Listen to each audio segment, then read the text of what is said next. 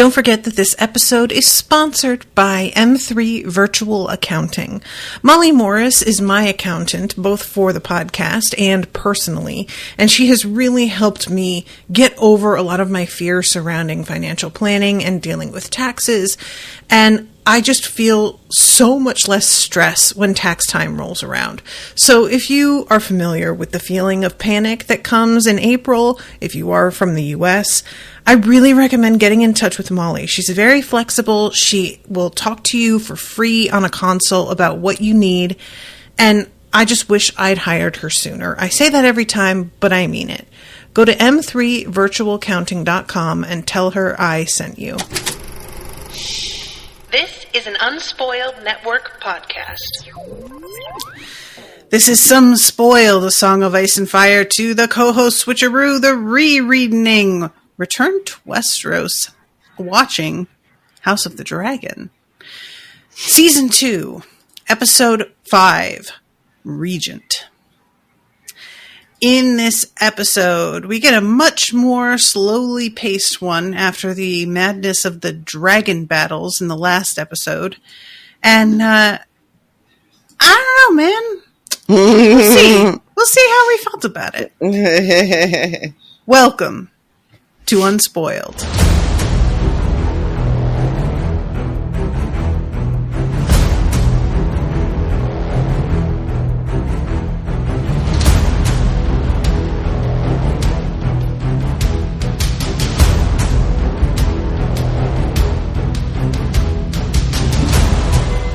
Welcome to the show, everyone. I am Natasha.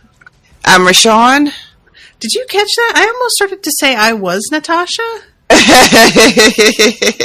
Really weird, sort of. That's ominous. Yeah, I don't know about that. I don't like it. We're just going to ignore that. Weird.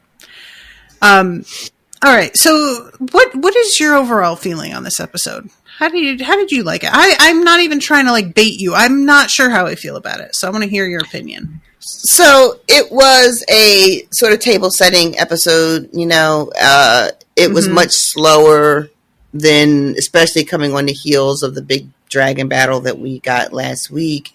I didn't dislike it. There were some parts that were kind of boring, that dragged. There were certain things that I really did enjoy that were slow, and I didn't mind it. I didn't mind the small council meetings, both for the Greens and the Blacks. The moment with Corlys and Baela, really good. It was a quiet moment. Daemon, for me, was the weakest part of this episode, was Daemon and everything pretty much surrounding what Daemon is doing, how he's behaving. All of that for me is the weakest part of this particular episode. And I feel like I get the feeling that I should be way more invested in what's happening at Harrenhal. It's important with a capital I. And I just don't know if I believe it. The most important thing about the Daemon bit was this slide that we're seeing of him deciding he's just going to be king. Yeah. Right? Mm-hmm. But I don't know. Well, we'll get to it when we get to it. But that's my overall take on the episode. How about for you? I don't know. It's I've mentioned a lot how I'm trying to let go of what I was hoping to see based on the books, and to a degree with plot points, I am able to do that. But I think I'm just still very hung up on the fact that the women are being so ironed out to be flatter characters to me, that this episode was a real... So we talked a lot about, in the last one, how the show is clearly doing let's see these women who are allegedly in positions of power, and how that isn't exactly true because the men around them aren't allowing them to actually exercise that power. And while I understand that theme and the point that's trying to be made, to me, it is just not what this story was supposed to be. So I feel like they're trying to layer over a story about two pretty terrible women and be like, but the patriarchy. And I'm like, no, that's not what this one was. Like, it is, of course, about that because of that being why Rhaenyra is not being allowed to take the throne and not being supported. But like, I feel like it's missing the point of what I was interested in. And this episode just like goes so hard on that theme in particular. And that theme just doesn't work for me anymore. I was willing to like let it do its thing because I was hoping that it wasn't going to make it the whole thesis. But the more this season goes on, it really seems like it is. And I think I'm just sort of, and you ever have moments where you realize that you had an expectation, but so much time passed that once the thing dropped and it didn't meet that expectation, you didn't really like notice anymore. The end of the last season, when Rhaenyra finds out that her son has been killed, and she turns and looks at the camera, it's a murder face. It's war now. Yep. But then we start the second season and she isn't there at all. I want Aegon, but Aemond. Otherwise, Aemond. And yet she's still really trying to be resistant to the idea of starting a war. She's very level-headed. She is understanding that this was one dude's doing, and it's not necessarily a reason to go to war still. And she's trying to find every reason not to. And both her and Alicent are the voices of temperance and reason amongst the bloodthirsty men. And overall, Rhaenyra is just being made so incredibly wise and balanced and careful that it's almost like I don't know if they're just like, oh, we're going to make her feel like be all of these things that seem like an ideal so that we can really turn it on its head later. Or if it's just, well, we wanted it to be that, the people had somebody specifically to root for. And if we went with the original story, there's nobody to root for because everybody sucks. So we just made her the one and kind of made her more saint-like in the hopes of getting viewers on her side, Yeah. Well, I mean, we've had conversations about how the theory is that the audience can't tolerate a woman that they don't like, that women can't be unlikable. But we know that's not true because, like, if a cursory glance at the internet, everybody hates Alicent. We don't have any trouble having a woman on our screen that we just absolutely dislike. So that kind of, but the reasons why we dislike Alicent are very peculiar. Like they're very specific. We dislike Alicent, and I'm broadly speaking, I don't mean like me or even you, but like we as a collective. We dislike Alicent because we see her as failing at certain things that we ascribe to womanhood, right? So she's not like a good friend to Rhaenyra at certain points, especially at the end of season 1. So she's not like a girl, so we don't like her. We don't like the way, even though it's her father who placed her in the position to become queen, we hold it against her that she basically slept with her best friend's dad and then became queen. We dislike her because the way that she performs motherhood isn't up to our standards. We dislike her because she's not the kind of nurturing, caring mother that we would want to see to her children. We dislike her because she's like self-righteous but a hypocrite because, she's blaming Rhaenyra for all these things and then like showing her feet to Larys and fucking Cole.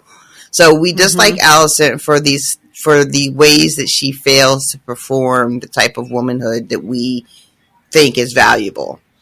We don't dislike Alicent because she is propping her children up to go to war, or or even like stealing the throne from Rhaenyra. We don't get to dislike Alicent for that, because that was just a misunderstanding.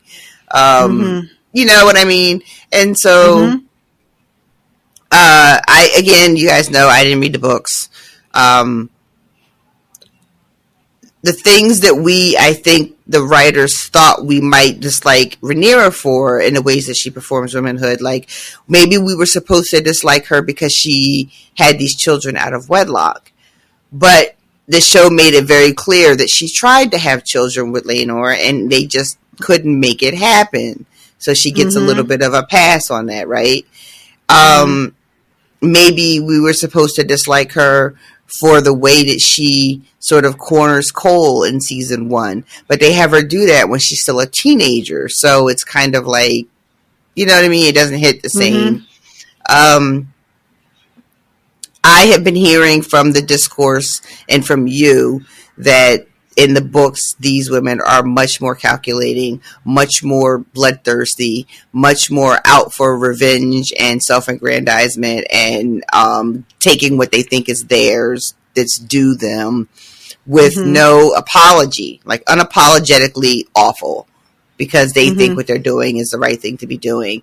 And, it would be really, really cool to get that on the show, but it does not seem like that's what the show is interested in giving us. And as a non-book reader, it's probably much easier for me because I don't have this thing to compare it to, But I also think that, like, there is the element of, it's not a narrative in the book that is, this is canon. It's a narrative woven together from different accounts, from biased sources. So I think part of what the show is like leaning on with that is all of the sources are inherently misogynistic and making both of these women seem terrible because of the view on women as rulers and power holders. And so the show they're trying to counterbalance like, that. Yeah, they're being like, well, it's actually much less their fault than everybody thought it was. But of course, the two of them get blamed for everything, Interesting. And I can see that, and I don't even dislike it. It's just that I was excited about something, and and with the way that they both are, and like you said, like the reasons that we dislike Alicent, I know that it's not a popular stance to take. But I really sympathize with Alicent in terms of her having been brought up thinking that there is one right way to do things, and doing the things and never being able to be happy doing that, despite being a good daughter, following her father's instructions, becoming queen, having sex with this man that she is a little bit repulsed by, to have children for him. None of this was stuff that she really wanted, but she was put in a position of feeling like she had a duty to her family and a duty as a woman to do certain things. And she just resents the fact that Rhaenyra never had that sort of like the exact type of expectation, because she was just free to kind of do what she wanted and who was going to check her. So I can understand in some ways Alicent's frustration of like, I followed all the rules, and she gets dismissed a lot as a pick-me, but I can't help but feel like that's a really different thing these days than it was then. Like, pick-meism today is much more like, girl, come on. Like, have you not seen the world? Have you not learned? But in this world, the pick-meism is like, it's something that your life depends on to a certain degree, like that's something that's so necessary to keep yourself safe in a lot of ways, that I just really understand, especially as somebody who is such a rule follower, thinking that as long as I do that and stick to this course that has been outlined for me, I will be good, and then seeing somebody who is free to do what they want, and you feel like they should be constrained as much as you are, and they simply are not. So I think that sometimes the opinions on Alicent can be just really lacking in understanding of the fact that she is like coming at things from a perspective like that. And we just put so much of our modern thinking onto her, and we're just like, well, what do you like? You know, a lot of people are just like, well, you weren't willing to let Rhaenyra be queen because she's a woman, and now you want to be regent. No, though, she wasn't willing to let Rhaenyra be queen because she thought her husband wanted something else. For her, it did not have anything to do with Rhaenyra being a woman. You know, that was not her hang up, but it's being put on her like it was. And yeah, she's fucking Kristen Cole. She's a widow and unmarried. She is not, you know, like, this is not the same situation as a woman who is going to be on the throne and have children that she is claiming have a certain father and don't.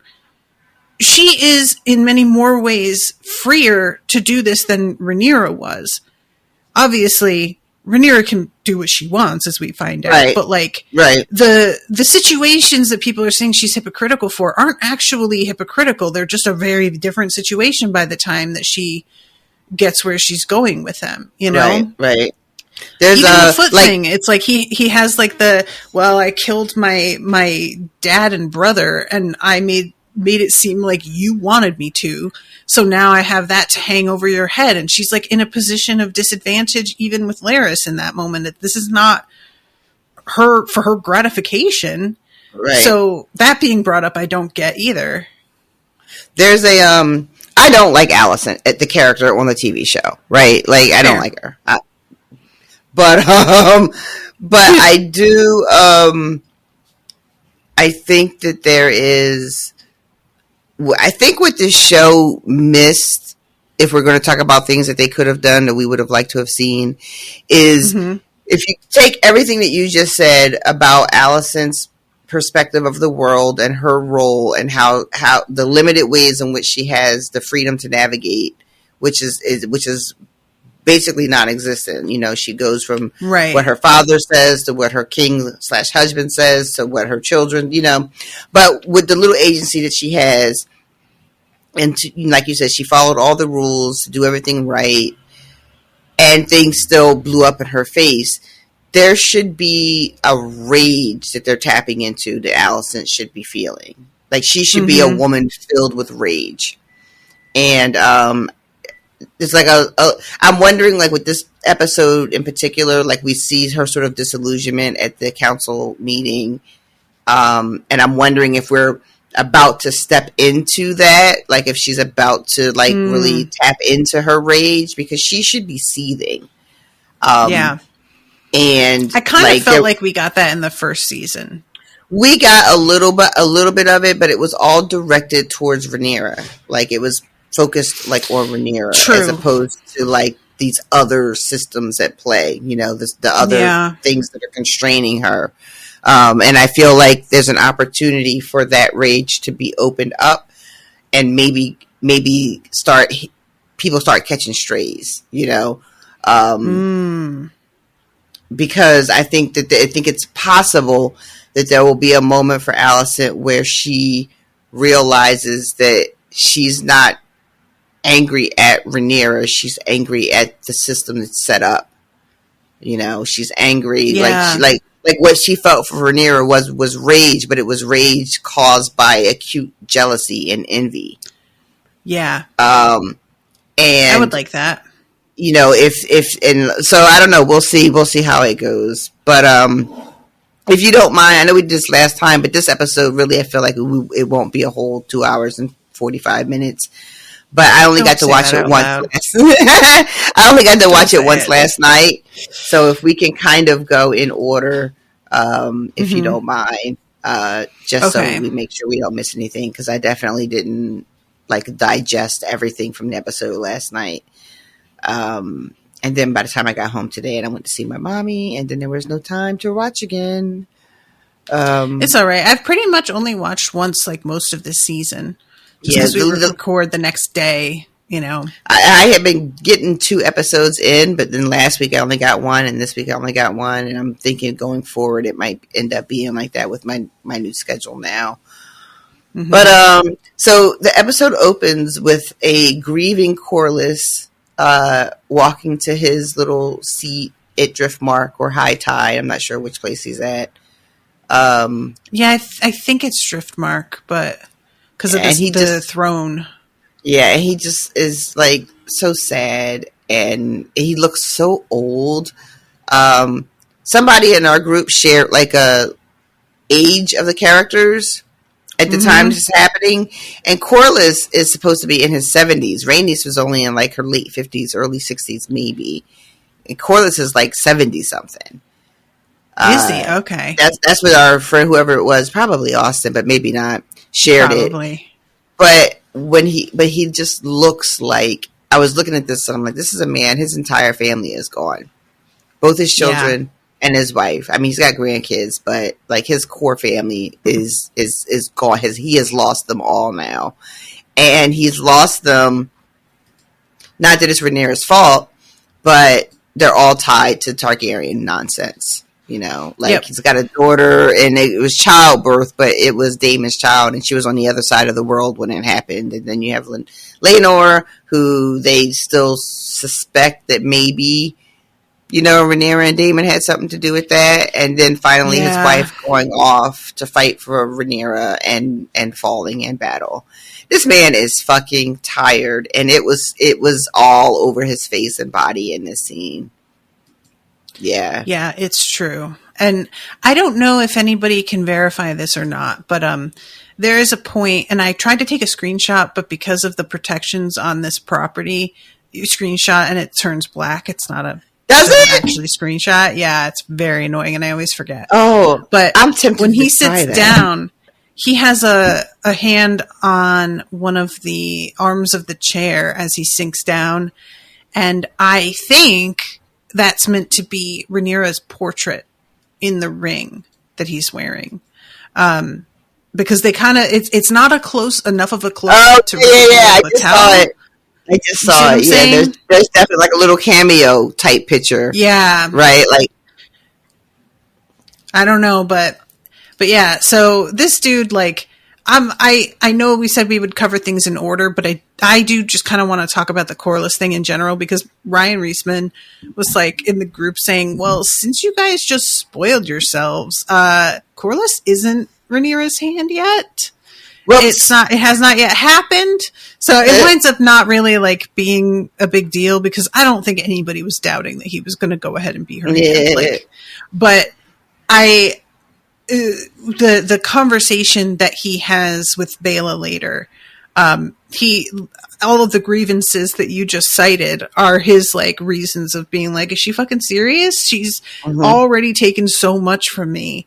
And Baela is just like, do you want to do the right thing or not? Like, let me know when you decide. You know where I'll be. Yeah, she also is very quick with him trying to be like, she took my wife, and she's like, first of all, that was also my mom. Second of all, that is not like, or grandmother, right? Yeah. And secondly, she was not a thing to be taken. She was a person who would have chosen to die in battle. So she went the way she wanted, and I would also choose to go that way. So are you going to fucking have the stones to also do something like this? Or are you going to sit here and cry to yourself? And I did appreciate her just sort of mentally slapping him a little bit. That scene was phenomenal. It really was. Because, you know, he's in his grief, and he has a right to that grief, you know?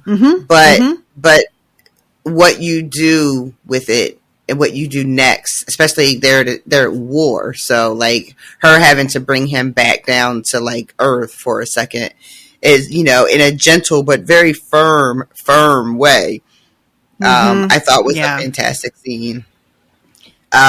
So then it leaves Corliss, and we get a brief shot of Rhaenyra. But the main thing is we go to King's Landing, where they have decided it's a good idea to drag the head of Meleys through King's Landing, so all the small folk can see.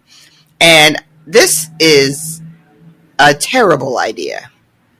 Yeah, and there's also, like, right before the head comes through, we get to see that, like, the produce at the stalls in the market is all rotted and moldy. Mm-hmm. There's Mm-hmm. barely enough food in like I'm seeing all of this as like the bowl of brown. That's exactly what I thought. Yeah. Yep. So everybody gets like a potato and a bunch of clear broth. Everything is already quite terrible in the city. And then they bring this dragon through. Now, apparently, what Kristen had thought was that this would be inspiring. Look at us. We took down this dragon. This is such a bad idea. And I couldn't remember. And people are probably screaming. Was this Kristen's idea? Was this Cole's idea? I can't remember. So. I'm not sure that we actually hear him give the order, but the way that he's saying, like, do they realize that we won this battle? It felt for me like the salty kind of thing somebody says when my idea, you know what I mean? Like this, the crowd is unimpressed. Somebody says this is an abomination. Somebody else is like, I thought the dragons were gods. You know, they don't want to see this. This isn't what they want at all. This is terrible. And if you are a, you know, economically, professionally, and socially oppressed or repressed group, and you don't have enough food to eat, and you are under the impression that these dragons are symbols of the order of the world, whether you're team green or team black, the order of the world is that the dragons like reign supreme. And then you see one rolling through your streets, even if supposedly your king is the one who brought it down, that right. has to be like a seismic shift in your understanding of how the world works, you know? Yeah. And also, like, there's got to be a little bit of it. I think we get it explicitly said later when we visit Hugh and his wife and kid. Like, they did that. What is the fucking consequence going to be? You know, who's coming to fucking King's Landing to make us pay for what you just fucking did? Yeah, just a bad idea. It's like the rat catchers on steroids. It's just a bad idea. So this whole, I mean, you hear them being like, Rhaenyra will answer. Like for this, and just the expression on Cole's face, he really had expected a different reaction here. And yeah, cheers and people throwing flowers and shit. Yeah, I had been calling you competent just a couple episodes ago, and then you had to do this, and so I am made to look the fool. Like you were doing something. What happened to that? Also, I can't imagine how bad that must stink. Like, it has to be terrible. Oh my god! I mean, there's hideous. When oh no, that's with the rat catchers. When Allison is walking through the yard, she's holding her nose because of the stench. But that's the rat catchers. But yeah, there are like around the dragon's head. There's like flies and stuff, and bugs and everything like from decay and rot. It's no good. And then they carry what looks like a coffin to me. It's got Aegon in it. Same. Right? Were you surprised that he was still alive? I feel like they did this on purpose. Yeah, this was definitely supposed to set us up. But I didn't think he died. I just wasn't expecting him to come back into town this way, which begs the question, what did I think they were going to do? Of course they weren't going to broadcast his very devastating injuries, right? Like, of course not. I don't know. In my head, I thought it was going to be some kind of King's Landing version of like an ambulance or something, like medics and shit. Like, I thought it would be, he would be like in a carriage or something, like the way the kings travel normally. But instead they just have him in this fucking box. And I wonder, like, this procession into town, and you're telling everybody that your king did this. So I guess, like, what do they think the small people think about where's Aegon? Why isn't he flying over all of you on his dragon back to his throne? Or, you know what I mean? Like, My confusion on this is that if they're trying to keep everybody from seeing how dire his wounds are, it feels unwise then to later say the gates are being closed on the orders of Regent. I don't know if they call him King Aemond or if they just say they say Prince Regent. Prince Regent. They make it very clear that he is ruling now. So yeah, it begs the question: what are we thinking as little people, as small folk? What is our understanding of what is going on with our king? And I guess feel like if you don't see him come back and you hear that, I would probably assume he's terribly wounded, because if he'd actually died, they would ring the bell. It would be a whole thing, you know? Exactly. So yeah. So they're going to understand it. Like, he did this great thing, which is a lie, because they tell the small people. What the fuck, RoShawn? You keep the doing small that. folk, either little people or small people. Like, I cannot get my life together. They announced that Aegon is who took Meleats down, which is it's fake news, guys. I don't know what else to tell you. Indeed, the fakest.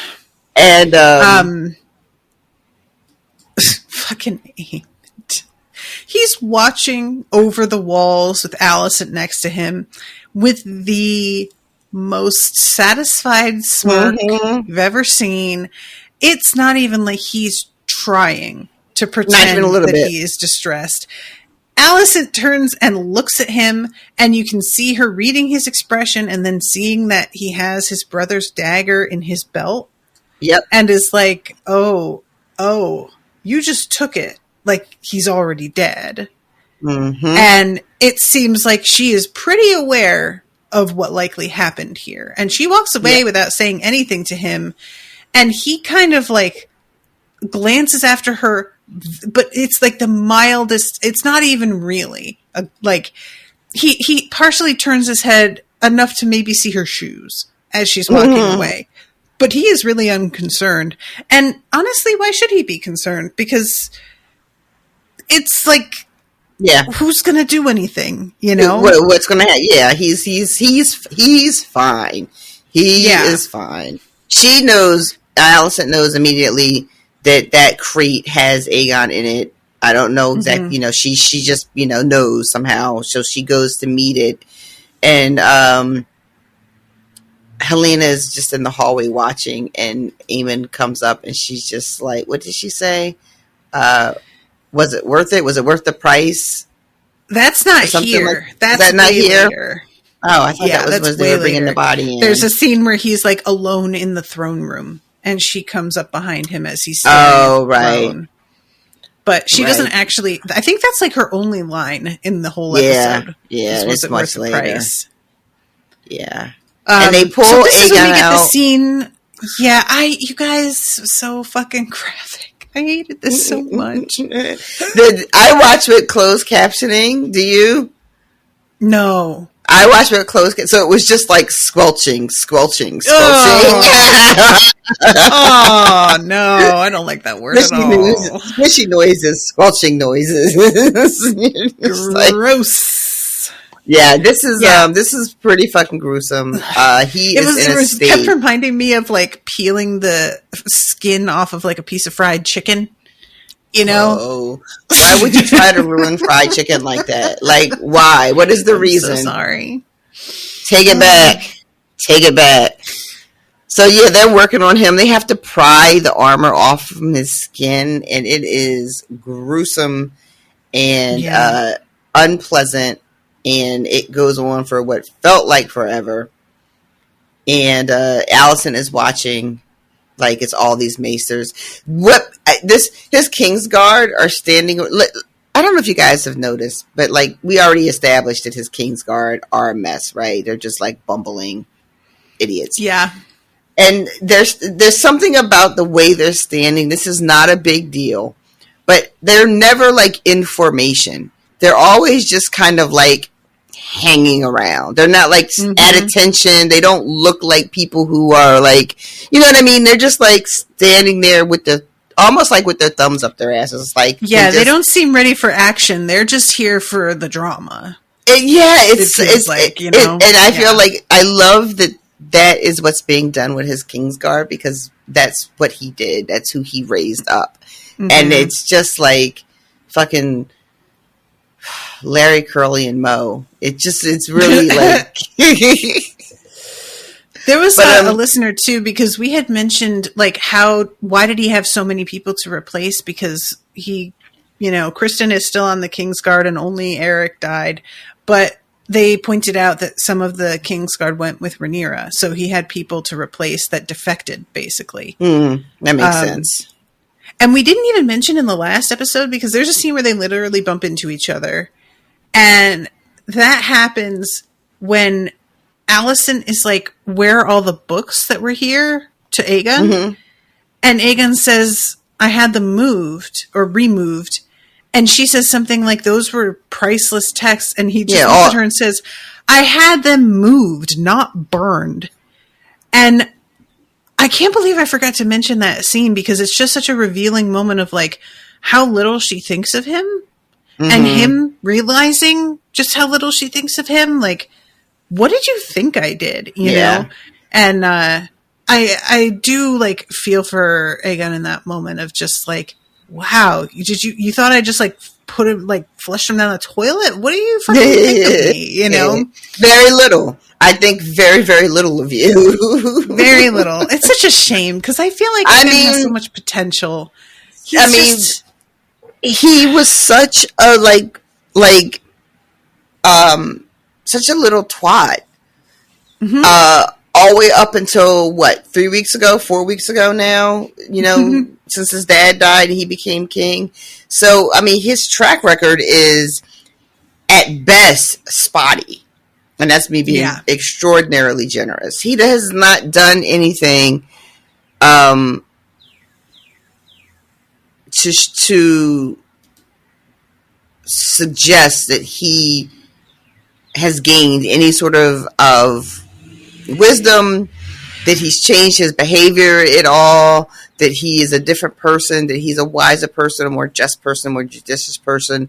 And the thing is you can tell he kind of wants to be. That's the thing for me, is like, I think he's seeing it. And if he had the chance, and somebody who could really like point things out to him without being really just like contemptuous about it, I feel like maybe he could do better, and he wants to. And I believe everybody he around wants him to. is just so frustrated, I am very cool on the idea of how much potential he actually has. But I will say, I believe he desperately wants to be better. I just don't know if he's able to be better. Like, I just don't know what he's made of. Because what we've seen is not anything that's glowing or anything that lends itself to make me believe for a second that he would take anything more seriously, because he never has in the past. He suddenly wishes that he were the type of person who did all of that shit differently, so that he could then be the ruler that he now thinks, shit, I could be doing this for real. But didn't do any of the foundational work to get to that point. And then, to what you're saying, everyone that's surrounding him has already met him and made a judgment about who he is, right? And so now he wants to be like, hey, but I could be a different guy. And everybody is He's like, nah. Go to a new school district. Where he really does.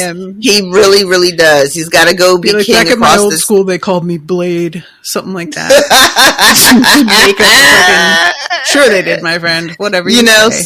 Something like that, because it's too late. The people, everyone that's around him has already decided who and what he is. And that is, part of that is his own fault. But he boxed himself in, by his behavior and his choices. And also, everybody assumed that he wasn't going to inherit the throne, so they didn't prepare him the way they would have otherwise, I don't think, because it just was not seen as like something to be concerned with. Exactly. So I think that he was just like, oh sweet, I just get to be like a fucking playboy, nobility, royalty. Yep. And now all of a sudden real responsibilities are happening. he's got this grandfather in Otto who has been pushing for him to ascend the throne and constantly belittling him because he's not living up to this future that Otto has planned for him. But for Aegon's perspective, that was never going to be his route. He was never, his father made it very clear, Rhaenyra gets the throne. So why should he have given a fuck about any of this? Which is in stark relief to Aemon, who seems to have understood from a very early age from listening to his grandfather that there would be a time and Rhaenyra would not be the one that would be on the throne because of all the reasons that Otto believes. And Aemon took all of that shit very seriously and understood that there really was a route to the throne, that Rhaenyra would be circumvented. And Aegon just never saw it that way. Yeah. So, all right, we have the peeling out. Alicent standing by, watching this horrible thing. Aemond is standing at the foot of the bed, just watching them do all of this in the most, vulture-like way possible, before actually saying someone will have to rule in his stead, and turning and looking at his mother, and her determinedly avoiding eye contact with him. And she goes straight to Kristen Cole, who is over here shining up his blade with salt and a lemon, wearing one best of way those, to do it, linen undershirts that look so goddamn hot on men. Why are these shirts? That's how we used to clean the coffee carafes when I worked at the Waffle House. You clean the coffee lemon carafe, and salt, and put it in there, and because they get that tannins inside. Yeah, there's some cleaner that I got recently because I had tannins in two of my stainless steel, like my Yeti and something else, and I drink tea so often, and it built up and it looked so grungy. It was so gross, and I tried everything. I couldn't get it off, and then I got, I think it's OxyClean, like a tub full of the powder. Yeah, and I put some in there with some hot water and poured it out, and it looked brand fucking new. It was so shiny. It startled me when I learned. I forgot it used to look like this. So, I try to only drink water out of my Yeti to keep it from getting anything. But I've been drinking these powdered water concoctions. You add a little razzle dazzle to your water, and now I'm starting to get water talk. Did you see that? I haven't, but somehow I know exactly what you're talking about. But yeah, so maybe I'll get some OxyClean because the inside of my Yeti is looking like, girl, you sure you want to be drinking out of this? I mean, I know it's clean. It's not that, but it's just like, it could be cleaner. I brew my tea so strong. So it was actually dark enough inside that the bottom was kind of, it's there, but it's so dark that is it there? And I was scrubbing those so good and nothing was making any difference. So finally I saw the wreck on Reddit. But yeah, water talk, you guys, if you're not familiar, is a wild subset of TikTok of people just showing oh, this is what I put in my water today. And they have a Starbucks rack of syrups that they're choosing from to flavor their waters. And in my opinion, there gets to be a point where you don't call it water after you've added stuff to it anymore. That's not what it is. But it's a kind of cult. So that's funny. No, I didn't know. I've been trying to hydrate, so I've been buying hydration boosters to add to your water. Which I feel like when I say it out loud, it's that's got to be a scam, right? It's got to be a scam. Yeah. But I'm buying them bitches anyway. Because, trying to hydrate. And it's hard. And I don't like drinking water. Yeah, I get that. So, yeah. I'm just sick of peeing. Don't even get me started. Yeah. So she comes in to see Cole trying to clean his sword, really trying to clean his soul. And she asks, So what happened out there? What happened? And he's like, I don't know. We did some fighting. There was some dragons. Regular shit. Yeah. Yeah. She asked right to his face, what happened with Aegon? What? And he says he fought valiantly. And she's like, and Aemon? I couldn't tell you. Suddenly, when he says his grace fought valiantly, she takes this deep breath, like she's being like, somebody better stop this man in the face. Like, she looks like she's about to lose it. Oh my God. Yeah, and she says, what about Aemon? What was his part in this? And he says, I couldn't say. All never looking at her, never making eye contact either, just cleaning his little sword. When she says, and Aemon, his hand goes totally still. And there's 1, 2, 3, 4, 5. And he still hasn't moved. And then she says, what was his part in this? Another beat. And then he starts cleaning it again and says, I could not say. And I was like, I am going to need your poker face to be better. Anything. I don't feel like you've got one. You cannot be a man with the kind of secrets that you're walking around with, and that's your fucking poker face. Mm-hmm. You know what I'm saying? Like, that, no. But that's always been his problem, right? Not just the lack of a poker face, but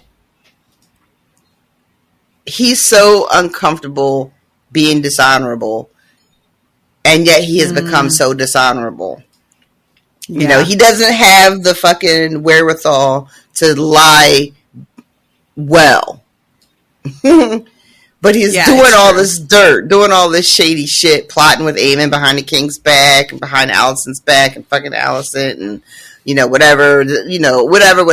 He's got all of these secrets and cannot, maybe because deep down he just isn't this thing he's turning into. He's not very good at being this thing he's turning into.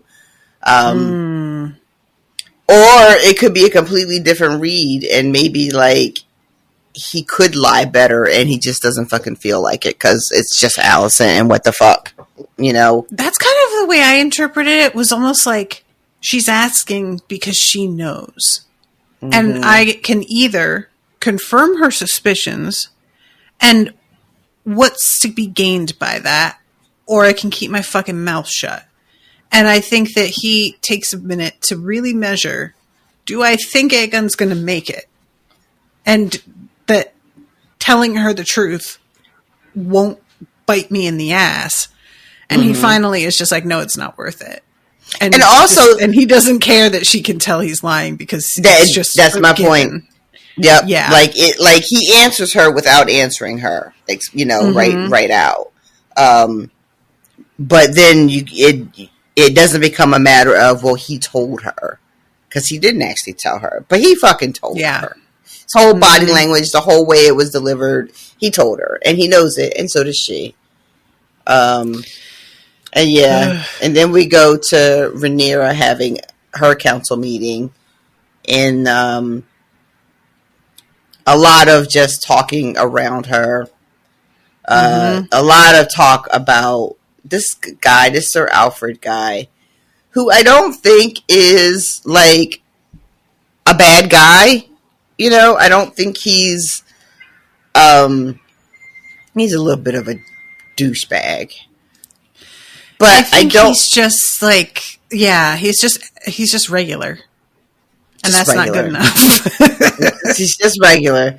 And he's bringing up, and so are the other gentlemen on the council, bringing up their very serious situation. Like, they are not positioned well right now. They just took a huge loss. They got no fucking army on the ground, which I'm glad that it's continuing to be reminded of that. They got no bodies on the fucking ground. And they got Daemon out there supposedly raising an army, but who is not answering or sending any fucking ravens, so they don't know what the fuck he's doing, what his level of success has been. And Rhaenyra is trying to rule from a very weak position. Yeah. And her dudes on the council are just, all of them are full. There's nothing but bad news, you know. Yeah. It's actually kind of impressive to me, considering how badly everything is going, that they aren't just bailing on her. I shouldn't have such low expectations, but there's a part of me that's like, wow, you're still here. Surprise. I low-key was expecting somebody to storm out and be like, fuck this, I'm not going to stand on the losing side, like, you know. But they all seem pretty stalwart. They're just very uncertain of her ability to lead them. And then as this guy Alfred just straight up says, you know, your sex aren't built for this. And she has to have a moment later, I think, where she talks to Jace and she's just like, or maybe it's Mysteria, but she's like, yeah, I wasn't prepared for this. Like, no one taught me how to fight. I was my father's cupbearer, you know, but I wasn't taught how to lead in battle because, you know, we've had 80 or 90 years of peace. There was no way to get experience, which she does throw in Alfred's face. There? Girl. Do you hear that? It's not just like, that's not electronic sounds, right? That's something on your side? You're talking about like a beep? Yeah, it's like so high pitched I almost can't hear it. Yeah, it's coming from outside somewhere, but I'm not sure where. Man, or what it is. It sounds almost like somebody's smoke detector is going off in another apartment. It's like that high pitched kind of beep. Yeah. But now I don't hear it. Sorry. So. It was just going for such a minute there. But yeah, like the as you were saying, I didn't get a sword stuck into my hand from the moment I was able to walk. But she does come back at Sir Alfred with, we lived like through decades of peace, and you have seen no more battles than I have. Yeah, I love that. Was a pretty good serve. Yeah, yeah. Let's everybody get real for a second. You know, y'all are all talking like you have all this experience, and I don't. When we're all lacking experience in this. So she sends some people out to some other places to try to bolster support. And one of the gentlemen is like, we should be fucking going right now to King's Landing because Vhagar is going to be pooped. And, you know, indeed. And I was like, you know what? I mean, maybe that's not the worst idea I've ever heard. Like, just fucking go do the shit. Just go. Mount up and go. Yeah. Just fucking go do it. And Rhaenyra is like, all right. And of course, everybody is like, but you cannot. You're the queen. You cannot. So, like, what can she do? You won't let her lead from the council. You won't let her fly off on her dragon to do anything. Like, what is she to do? Yeah, it's really frustrating because it's like she's leading in part because she is a dragon rider, but they can't actually utilize her, which is just so annoying. Ugh. Yeah. And he says the gentler. I said fairer sex. He says the gentle sex. Gross. Which is like, it's kind of weird to me, again, going back to like the thesis here of the show, because it's simultaneously meant to be that he's patronizing, but the show has also made both her and Alicent the gentler ones when all the men want war. So it just kind of feels like he's just calling them like dick, but that's how you're treating them in the script. So I don't know what you want me to think about this. But yeah, whatever. So this is when we go to Jace, and he is coming to Bela to tell her that he's going to go off and treat with the Freys. That's not his plan when he comes in here. He's just basically like, I'm going to Harrenhal to treat with Daemon. And then as he's talking to her, he realizes that they can afford losing Harrenhal if they can get the twins on their side. The passage. is the main thing. And he also like kind of says to Bela, because she's like, initially when he says he's going to Harrenhal, she's like, do you really think you're going to be able to persuade I love Damon? this. I love that. And she's like, you're gonna just go and get him to heal when literally no one else, including your mother, has been successful in getting him to do that. And that takes like, cause he walks in with a head full of steam, and she just like pops that balloon. Which is, Bela is just really coming through for me in this episode, I have to say. Yeah. Yeah, she fucking gets that steam out, and then he's able to think of something that is actually helpful, that actually makes sense. You know? Yeah. And he whines about not being allowed to go out and fight or do anything, and his mother is coddling him. It's humiliating. I love that later she's like talking to him like, I know that you hate that I won't let you go out. They won't let me either. How do you think this fucking feels? This whole war is about my birthright, and I am not allowed to take any action on my own behalf. And I appreciated her like just showing him like, I am in that position also, but worse. Yeah. So cool your jets thinking that I don't understand. Yeah, that was very Parents good. just don't understand. So this is when we go to Damon, and he is on Dragonback about to burn some men who aren't going to side with him. I say him, not Rhaenyra, for obvious reasons. And he just doesn't follow through. He just doesn't do it. He says, bend the knee to me, too. He says, bend the knee to me, as he's talking to the Brackens. These are Brackens that he's talking to. Yeah. And Willem fucking Blackwood is like, fuck these guys.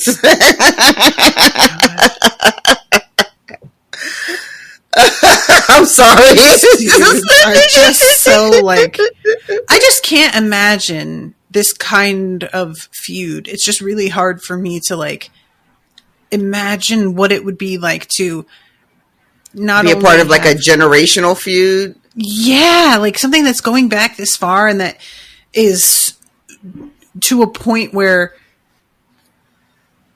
it's not even about anything that's happened anymore. It's just on principle, on site. Well, that's what's so like ridiculous, but also fascinating about the Blackwoods and the Brackens is that yes, it's ancient beef, but they continue to do shit to each other, right? Like they're still, but they're doing shit to each other every time, acting like, well, we're just getting back at them, like for the last thing. Yeah, exactly. They're keeping the beef alive with these continuing incursions and acts of violence against each other, but all because it's well, they did this to me, so we have to do this to them, and then they have to do this to them because they did this to us, and it just goes on and on and on. And it's not that they couldn't name the original infraction because it's such a part of their lore that they are treating this thing that happened hundreds of years ago as if it happened yesterday. Like they can all tell the story as if they all lived through it themselves. They were all personally impacted. They all personally affronted, as opposed to being like 600 years ago, this guy did this thing.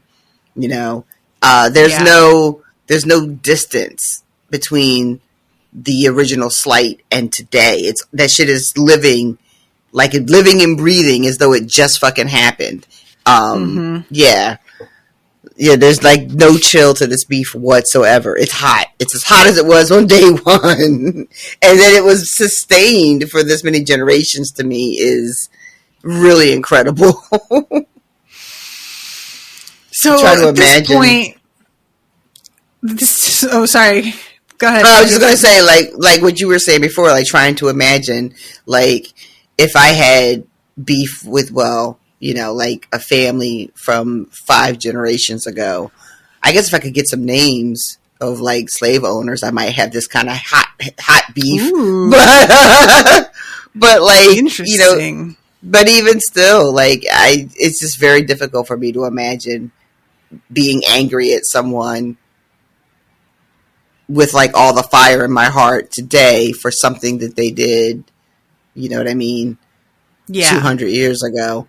I could be angry in an abstract way. You'd have to keep it alive in your children by like blaming things on them that couldn't possibly actually have been committed by them. Like making them into a boogeyman sort of thing where like the sheep got out of the, the crops failed.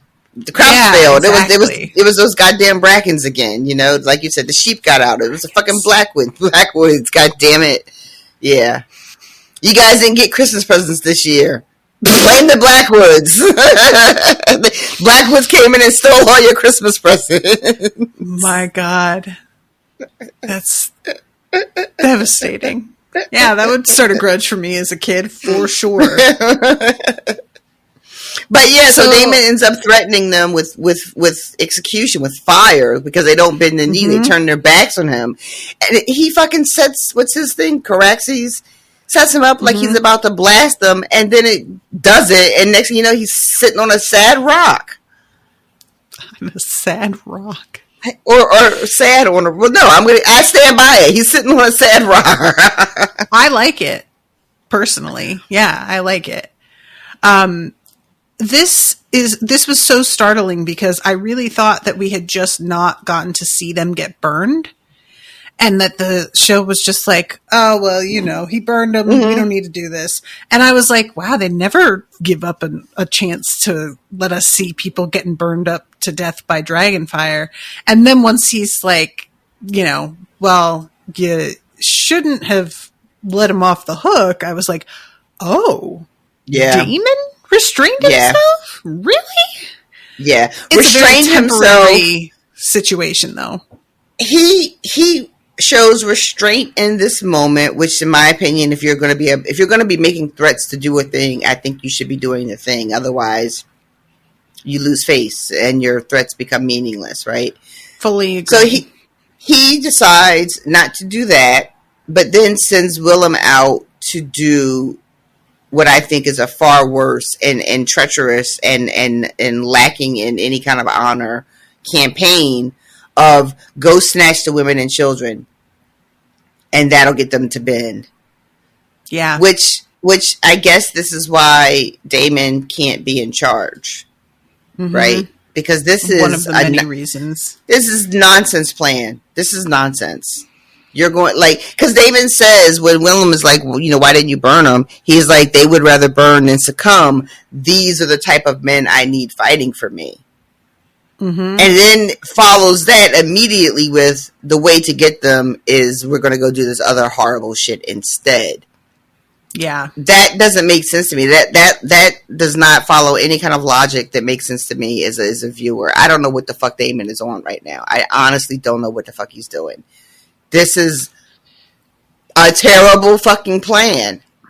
There's been a lot of just a lot of questionable decisions and things that feel weird this season that I overlook in the episode it happens, and then when I sort of look back, I'm like, but why?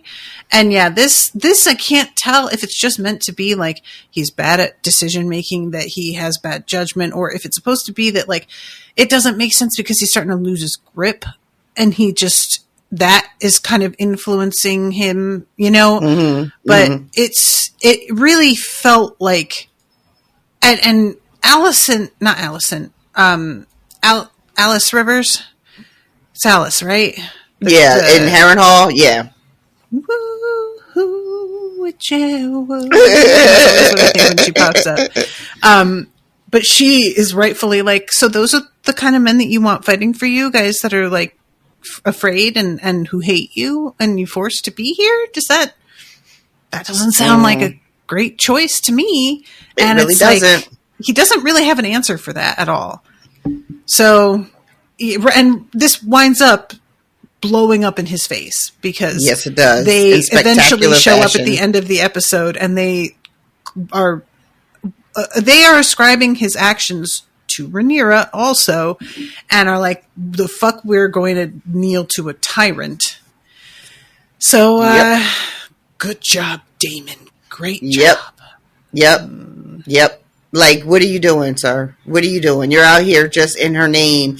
But that's the thing, too, right? Like, in Damon's mind, Damon at this point now is acting on behalf of Damon. But people are still looking at Damon as a representative of Rhaenyra because that's all you fucking are, sir. But, you know, I don't know, y'all. This Damon storyline is, I need him to get the fuck up out of Harrenhal, and I need it to happen by next episode. I can't take any more of this. This is too much. I need him out of this castle. You failed raising an army. Leave, get on your dragon, and go be fucking useful someplace else. Or fly back to fucking Pentos if you don't want to be if you don't want this action. Then fucking leave. But all this Scooby-Doo meme that you posted, girl, that's all I can think about now. That's all I can think about.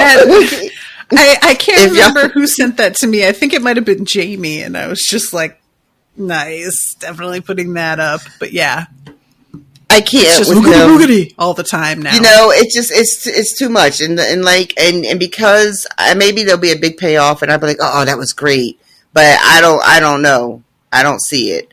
Yeah. But so we leave Damon and go to the Eyrie, where Rhaena is with Lady Jane Eyre. Is that right? Correct. Yes. This was. It's funny too because I know that she's not related to her, but she just looks exactly like what I thought the Lady of the Eyrie would look like. I don't know how else to explain it, y'all, but she just looks exactly like what I thought was going to be there. And in terms of her looking like Lysa from the original series, I don't know. It's not necessarily that I don't even remember if she looks like Lysa. Like, I can't even remember what Lysa looked like. But there's just, and maybe she does. Does she favor Lysa from the show? A little. She's got a very long, slender neck. Her whole body is sort of stretched, and Lysa was a bit that way, bird-like. I feel, because I remember in the books she wasn't, but in the books she's like much more plump. But in the show, so I remember her description from the books. I couldn't remember what she looked like on the show, but whatever is left over in my brain, I guess, from Game of Thrones, you know, all I can say is when the camera panned to her, I said, "Yep." I just did. I said, there it is. And she's complaining because she didn't get the kind of dragons that she wanted to get. She got dragon eggs, and that is not sufficient to protect her. And she's feeling she got dragon, like the babies that had hatched also. It's not just the eggs. Yes, the eggs and like two little, I think she calls them wet dragons, like still wet, which was, I didn't care for that description, but. I did not remember her saying that, oh my God. But here we are. So she's feeling away, she's feeling exposed, she's feeling a little played because, you know, Rhaenyra knew good and well what the fuck she meant when she said, you better bring me a dragon. And Rhaena is like, but you didn't specify what size. I swear to God. But this is one of those moments where, like, I really can appreciate that these people have got real guts in just being like, well, you didn't say, because if I were in her position, I would be like, yeah, we kind of cheated, didn't we? Like, I would just have no ability to pretend that this was cool of us. I would just immediately cop to it and be like, yeah, it's a little fucked up. I mean, it's not my fault. You understand? I didn't make that call, right? Exactly. But it sets a tone for Rhaena's time there. It makes it seem like this is not going to be pleasant for her, that she's going to be, I don't want to say held captive, but she's going to be held in. I'm concerned for Rhaena's safety. Seems like over dramatic, but I feel like she's in a position now where maybe she's not quite as safe as they wanted her to be. Like the whole point of taking the babies there, because she's got like the younger children. I guess the children that Rhaenyra had with Daemon with her. and they have gone to the Eyrie to be safe. And now I feel like she's put in a position where Aaron is maybe not that concerned with keeping them safe because they've kind of played in her face a little bit. It just makes me it makes me uneasy. Yeah. Hopefully, I'm just being paranoid, and that doesn't end up being like a fucking thing. But yeah. Yeah, that's pretty much like the whole thing with being in the Eyrie, right? That's like, there's only that one scene. Yeah. And then we have the scene with Rhaenyra talking to Mysaria about not being taught how to fight. And eventually Mysaria is like, well, are you going to try and convince Daemon to come back? And she's like, I can't be seen to go like groveling to my fucking husband for help. If he has abandoned me, I have to be seen that I can stand on my own. Like, what does it make me if I can't even keep him in hand or rely on him? Yep. And then she's just like, I just genuinely don't know what I should do, like what the best course of action is, because nobody has ever been in this position before. And Mysaria says Criston Cole made a mistake with what he did with the dragon. And a lot of like the small folk are really kind of freaking out. There's no food. He's done this thing that they think is like bad luck. And everybody is sort of like laying it at Aegon's door that as soon as he became king, everything went to shit. They had a long peace and prosperity under your father, and that you could use that for your advantage if you did it in the right way. And Mysaria is just like, there's other ways to fight a war, or there's more than one way. Yeah, and to the discontented, rumors are feed. And I liked that a lot, that line. Yeah. Just being like, we could just plant a few little seeds, and I know that you can't do that, but you got people on your side who can, so why don't we just... And like the episode later on ends with somebody getting into King's Landing, and we don't actually see what it is that she does. I love it. She says Rhaenyra is asking, like, will whispers tear down a wall, though? Can they win a war? And Mysaria says, don't underestimate your subjects. They are 1,000 thousands. And I thought that was a really good point, because as we talked about before, which one of the things this season is doing that I think is very interesting by including the small folk, is that they're so often ignored in the main story of Song of Ice and Fire. Yeah. And they're always written and can put in a position of having absolutely no power.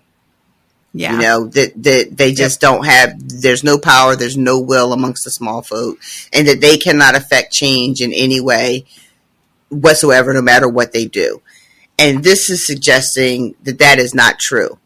Right? That there is power in numbers, and that there is power in the small folk, but you have to know, I guess, how to exploit it, right? You have to know how to tap into it. You have to know how to use it to your advantage. And I like the idea that this is leading to something that we maybe haven't seen before, and I haven't seen before in this universe, which is what happens when the small folk pick a side. I know it's not going to be as like grandiose as like dragon fights, but what kind of damage can they do if they pick a side? What does that begin to look like? So that's kind of cool, and I'm looking forward to seeing that. And yeah, like you said, later on in the episode, we see that someone has been sent to King's Landing and they get smuggled in, but we don't see exactly what they do. They go and knock on the door. My guess is, because there's only one door anybody ever knocks on when we're in King's Landing, it's going back to that brothel. Right. But it does always feel like that, doesn't it? Yeah. Yeah, but the person who answers the door isn't the madam that we've seen before. It's just a woman answers the door. But I think that's where she's going. But I could be wrong. But that's my guess. It may just be a little layover on the way to wherever right, he's heading. right. Like it could be like any number of places in King's Landing that they're going. But you know how when shows get like certain set pieces and certain people stand-ins, and that becomes the go-to. I just feel like we've met her enough that that's going to be who we go to. Yeah, I think it makes sense. Instead of like hiring new actors for everything, you just go with some people that you've already got under contract and just are like, right, this will be your line. So, okay, let's see. What's the next scene? More of Rhaenyra staring out to the horizon, looking pensive. But yeah, this is when the Handmaiden is leaving. Yeah, and then it's Rhaenyra and speaks to Baela. Mm-hmm. And they talk about Rhaenys. Yeah. Which I love this. The story about how she claimed Meleys and just how fearsome she was, what a warrior she was. And then she tells Baela that she reminds her of Rhaenys, which I feel like is like the best compliment you're ever going to get. Definitely. And I guess we didn't get a funeral for her, though, did we? Yeah, I guess not. Yeah. There were so many. Because they're like, did they have her body? They didn't have her body for her son, though, and they still did it. So yeah.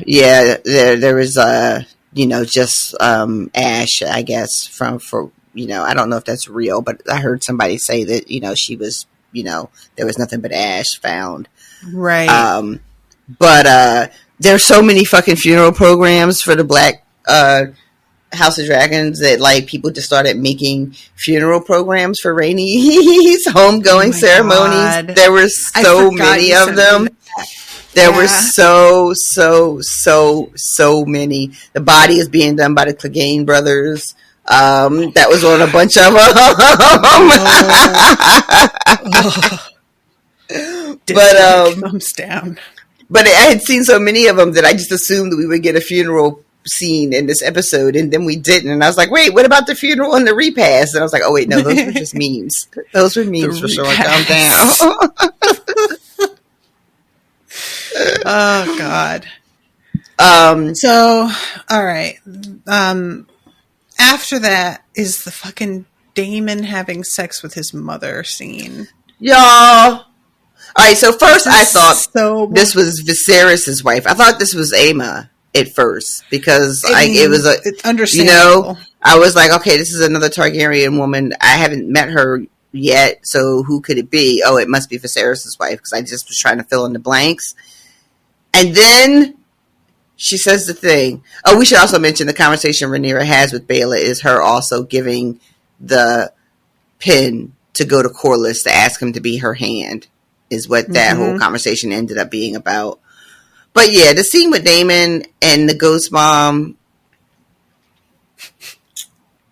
I don't think I want to talk about it. Mom? I feel like it's just a dream mom.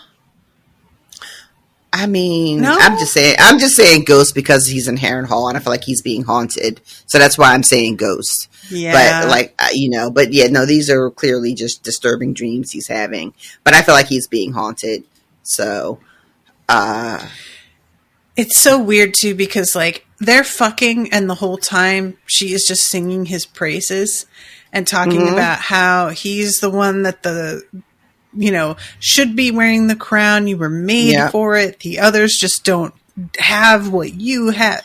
And it's Viserys should have never got it. Sucking it's, oh my God, it's agonizing to listen to. And he's eating it up. And I mean that in every sense of the word. And then eventually at the end of the scene, he's just like dragging his hand from her neck, like down her chest. And he realizes that there's blood on his hands. And she says, my favorite son, because we as viewers don't know who this is until that moment. And then he gets this look on his face and she has an expression. As soon as she says my favorite son, it looks to me like it's meant to be that she's died. Her face sort of slackens in a way and goes still. And then Simon he comes in and says, "Is the duck not to your liking, your grace?" As if he's just been standing there watching them fuck. Yeah, he's like over his shoulder. Yeah, look with this weird look on his face. Like, don't you like it? Why did you stop? Is it not good? Yeah, and then it's like another one of these, like, I don't know what to call it, like hallucinations, or I don't want to call it a dream because he is like awake with people and like in the middle of a meal. He's not like in bed dreaming, but these are these, like, I don't know what to call them, like daydreams, maybe apparitions, something. But like he's being taken out of himself while he's in the middle of like having conversations with these people. And Alice, there's a shot of Alice looking at him as though she realizes he's fucked up. Like, the fuck is wrong with you? I almost felt like she knew exactly what he had seen also, and I couldn't tell. Well, this is what I mean when I say I don't know what the fuck to do with Alice Rivers. Like, I don't know. I don't know if she, knows what's going on with him that in that way where she's actually aware of what he's hallucinating, or if she's just like picking up on the fuck is going on with this guy over there. There's something definitely not right. Later on, she says something like, "What a shame that you never knew your mother." So that felt like a little bit of a, like, very pointed. I clocked it, yeah, but I may just be reading into that a little bit too much. Yeah, there's news here at the table. It's all, again, bad news. Rather dire news from Rook's Rest. And, telling him about what happened with Rhaenys. And though he doesn't say it specifically, he just says, like, great losses on both sides. And Damon tells everybody at the table that Willem is going to be bringing House Bracken to heel. So don't worry, I got it handled. We need to get this castle up to par because there's going to be a great host arriving, and we need to be prepared for this army that I've just won to our cause, which is like laughable. They're all so like optimistic. Yeah, they can't like, help but be like, "Are you sure? Are you sure about this?" Yeah. Yeah. And he's like, no, I got it. It's a done deal. It's in the bag. It's in the bag. And they're like, if you fucking say so. Very much so. And there's a lot of work that needs to be done. And they don't have no money because, as we know, Larys took all the gold back with him to King's Landing. So Harrenhal and the Strongs that are left behind are broke. They're like me and you broke. Yeah. And Damon's like, I'm good for it. Yeah. He's not good. Good. Sir, you don't even have Where's an account. Where's that money coming from, bruh? You don't even have an account. At best, you are a joint owner. At best. At best. And that's saying a lot. I don't even know if you have a joint checking account with the Crown. You know what I'm saying? Like, I don't know if you can sign those checks. I kind of feel like not. I feel like maybe it's power of attorney at this point. Executor, I don't know what you call it. But yeah, so he's lucky if he can call in and get information on the account. Like if he called the 800 number, they'd be like, "I don't know, sir. I don't see on that. Right? I don't know if I can get that information, sir. I don't see your name listed anywhere on this account." Simon, I love Simon. Can I just say he's like an old Sam. He even looks definitely like Sam Samuel to me. Tarly energy. And I saw somebody else say that too, and I was like, God, it's not just me. Thank God. Yeah, he's just, first of all, like, there's a point later on where he interrupts Damon, and Damon's like, "What, is the pudding ready?" When he goes to wake him up when the Brackens show up, yeah. Oh my God, that shit cracks me up so bad. He tries to ask Damon to write to Rhaenyra to ask for money, and he is like, absolutely not. Which, Y'all, what is Damon doing here besides trying to raise himself up? And then this whole conversation ends with him being like, oh, you should just call me king. And he's like, yeah, consort, though. And Damon is like, that seems like a lot of words. He says, he calls him your grace, which is explicitly what Damon told him to call him. And then he's like pissy about it. And I was just like, you were the one who said, why are you acting like this right now? And what do you call the husband of the queen? King. There it is. Consort. That last part seems a bit superfluous, don't you think? I do not. And like, no.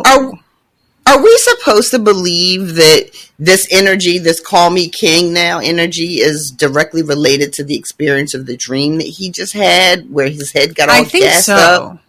So, yeah. My feelings is like, and I may be kind of wrong about this, but like everybody talks about Harrenhal being haunted and how it can drive you mad and whatever.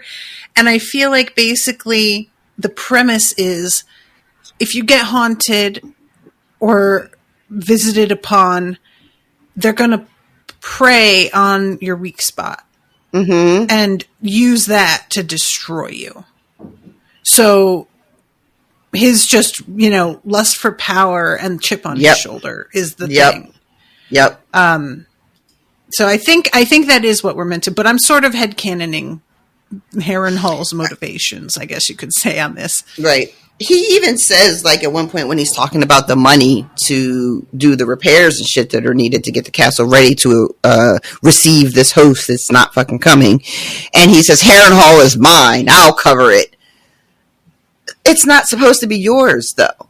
Like, he's just constantly showing. Honestly, y'all, since we're all friends here, I'm just going to say it. I know Damon is an intimidating character and you were meant to be afraid of him. And you do what the fuck he says when he's standing in front of you because you don't want that smoke. Like, I get that that's what the energy he moves with. But if I am Simon Strong, I've been sent a Raven to Dragonstone. I've been had my maester be like, hey, Damon's here. This is the status report. I wouldn't even necessarily dime him out about his weird behavior, but I would be like, hey, I'm reporting to my queen because that's what the fuck who I answer to. So I'm sending a Raven to say he's here. These are the things we've been talking about. These are the things that we are, not just Damon, but these are the things we are trying to do. We are trying to bring the Bracken to heal in effort to raise up your army. This is our situation with fucking money. We don't have any. This is the status situation of Harrenhal since we have now bent the knee to you, Queen Rhaenyra. All this waiting for Damon to do it. But, that's just me. Yeah. I don't know. I think that there's just such intermittent, like, clarity with Damon that Simon just keeps being like, well, I don't know. He seemed fine the past 2 days. He can be a little weird sometimes, but he's just like not, I also get the feeling that Simon is very much that's none of my business. I'll do what he says. He's right here. They're over there. I'm going to deal with the problem right in front of me. Keep him happy. I just want to have my dinner and sleep. Thank you. Well, yeah, definitely big on that. Big on, I'm just trying to keep my head attached to my shoulders. I'm not trying to make any additional problems. What if Damon found out that I sent the Raven? He would probably stab me, which is, Oh my God, absolutely would. So, I mean, I get it. Like I said, I get that, Damon's presence is supposed to be intimidating enough to keep you from doing anything that makes sense. I'm not trying to say that, though. I am saying, even if he weren't intimidating, Simon would be like, sure, Harrenhal is yours. What did you want for dinner? I think he just, you know what I mean? So So he is like, he's not Sam Tarly, he's Sam Wise, fucking whatever the fuck from Lord of the Rings. He's just looking for second breakfast. You are doing Samwise a huge disservice. The slayer of Shelob, the descendant of the demons, to save his. So I will not co-sign this. However, no. I mean, and Samwise, well, let's talk about Samwell. He is weirdly brave in his way. I feel like Samwell probably would have written a letter. I feel like he would have on the DL just been like, if the letter, he would have, he would have wrote a letter to John. He'd have been like, hey, look. Yeah. That's what he would have wrote a letter to. This guy? What's up with this guy? What's going on with this guy? Yeah. I'm trying to wrap my head around, like, I don't know. I just have a lot of questions about the whole Harrenhal subplot here, what Daemon is doing. I get that these people, because there's clearly these people weren't expecting someone like Daemon or someone of Daemon's station to show up at their fucking castle. Right. They don't, there's all these, there was this scene when Daemon stands up, and then Simon has to tell the other kids at the table, like, fucking stand up, the king is, you know what I mean? So like, so it's clear that they're not used to being visited by, royalty, by their liege, that this is very uncommon. And there is a sense of not knowing exactly how to behave around Daemon. And then the fact that Daemon keeps upping the ante and keeping them never like, oh, what am I going to call you? Like you said, oh, you want me to call you Grace? Okay, I'm calling you that. And then Daemon switches it up. That's not good enough anymore. So it's kind of keeping them off balance. Yeah. But I don't know. I still feel like he could have just sent a little bird, like one little bird. Just real quick, little birdie, just one. Send it out there real quick. And then we know from later on in the episode or earlier in the episode, we know that Rhaenyra is sending that guy, Sir Alfred. I don't know if she sent him yet, but we know that that's what she ends up doing. Yeah, eventually she does. And I love that she's just like, look, I know I've been impatient with you, and I had the right to be. But also... you had something in what you were saying, and we need to figure out what the fuck is happening with Daemon. So go deal. I can't help but think, though, somebody who is so insistent that a man needs to be in charge in the way that he is, setting him to treat with Daemon doesn't feel like the move. I don't know. I know what you mean, though. It feels like this guy would be likely to lean into Daemon's sort of raising himself up. Like he would be like, because he's been calling for Daemon at the other small councils. Like, what does Daemon have to say, and what is he doing, and what would he do if he were here? So it does feel very much like this man, once he's in, as long as Daemon can continue to sort of act halfway sane, and is not like running around the halls, ooga booga all over the place, that he would be really I was the one who started the ooga boogas, but I can't handle it when you do it. Well, that'll learn you, won't it? That'll learn you. But yeah, it does seem like he might get here and be like, yeah, we should be following Daemon's word. It should be him leading the charge, Yeah. But I think that it has to do with the state of mind he finds Daemon in. I don't know how long it's going to take them to get to Harrenhal from Dragonstone. How many more of these fucking nighttime or daytime hallucinations does Daemon have in him before he completely fucking cracks? Like, I don't know. I think it depends on what Daemon looks like when Sir Alfred gets there. If Daemon looks like he's still in control and commanding and is powerful and is dangerous and daring and all that shit, then yeah, that dude will definitely be like, I'd much rather follow this guy than her. For now, for battle, he'll justify it by being like, I'm only following him in battle. Like, Rhaenyra is still queen. Like, I have allegiance to it. You're right. He probably would handle it like that. Yeah. But for battle shit, it's got to be Daemon. Like, that makes the most sense. It's not treason. it's for her own good. It's practicality. Yeah. Mm-hmm. Mm-hmm. So then we go to the scene where Allison is being told the shape that Egan is in, that they've done everything they can and he hasn't woken and they're not sure he ever will. And eventually we have to find somebody who will be Regent in his absence. And she stands and is like, well, it's clear.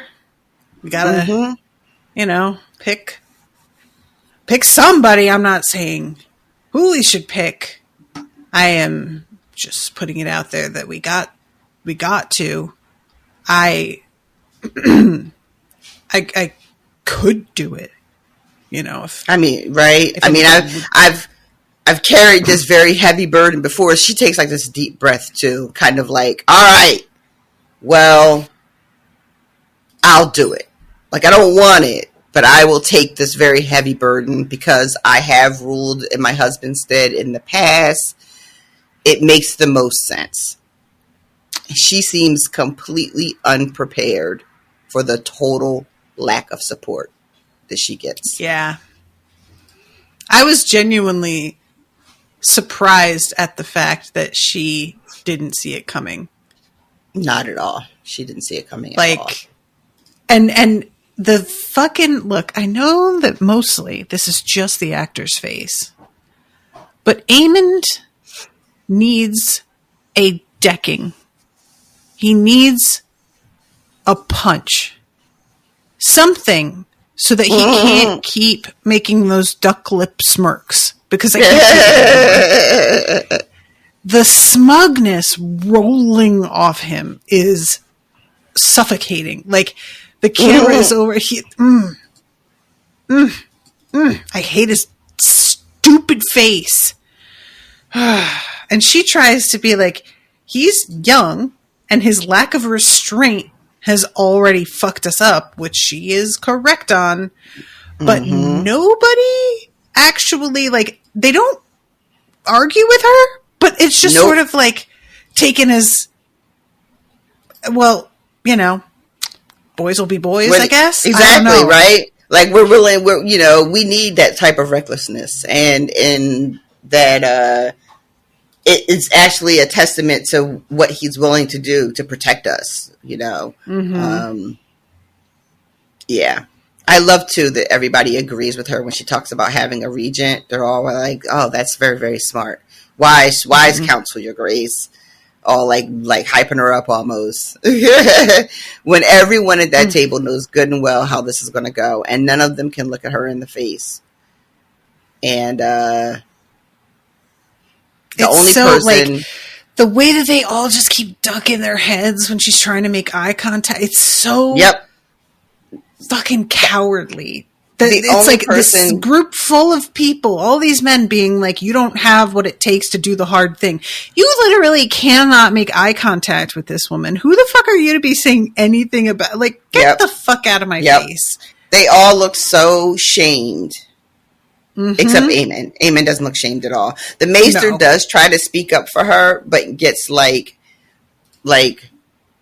shut down right away. Yeah. He's like, he says experience that offers the surest path to security. And then immediately one of the other guys is like, yeah, she did a great job when her husband was sick, but, and experience is valuable, but the queen is a woman. Like, that's the argument. The Dowager Queen is a woman. And that was the end of his sentence. Like, that's it. Yeah. And she looks, to her credit, this is when she's just like, no, Aemond is a fearsome dragon rider, and that's necessary, but we need him out riding dragons. Yeah. My experience is at this table, and that's where it's needed. And that's a really fucking solid argument. Doesn't matter. Yeah, but it's not about what's smart or, like, actually tactical. It's just about having a dick or not. Yep. And then in the most humiliating moments, she actually, in her frustration, is like, Laris, you got anything to say?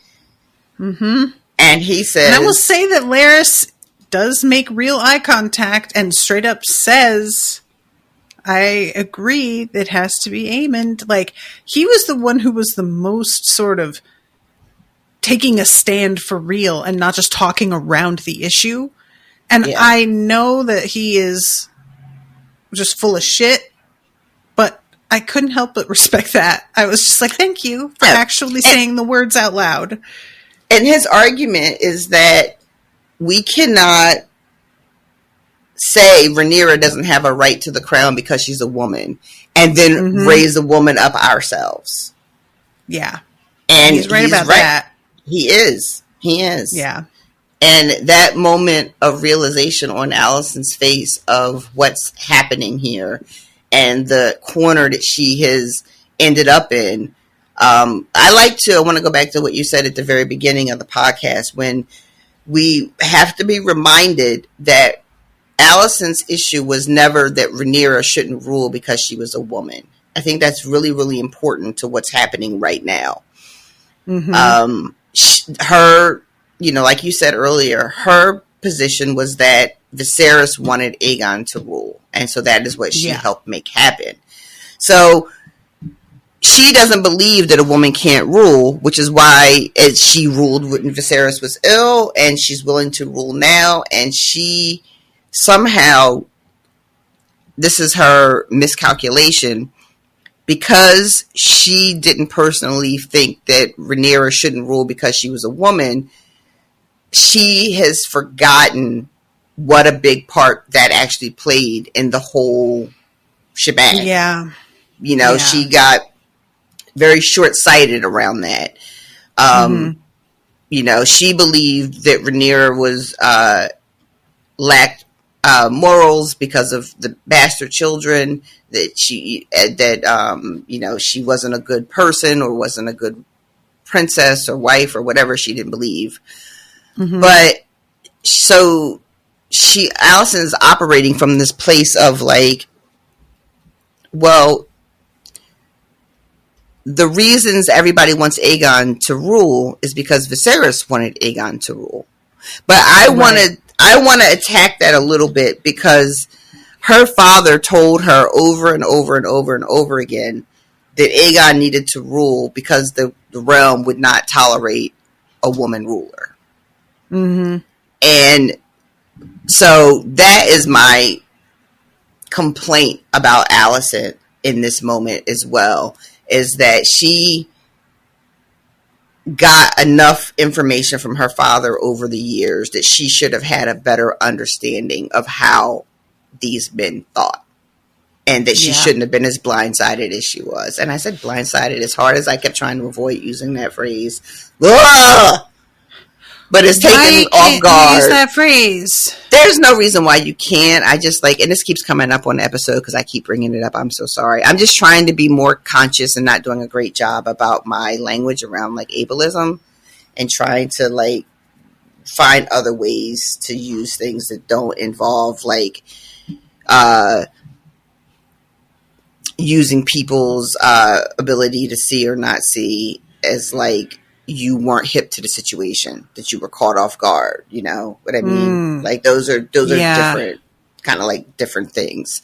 But there's just so many expressions that we use. We talk about people being and that one doesn't really feel like it works, because that's just something coming out of your blind spot, which is the spot where you can't see. I mean, and I'm not saying that I have it right. I'm sure lots of people think that it's not, and there are some people that think that it is. I'm just, trying. Yeah.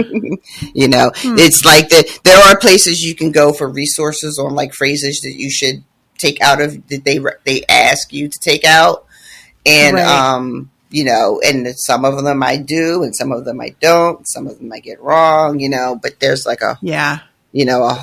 it's it's language, and it's ever moving, and it's, some expressions are just so hardwired.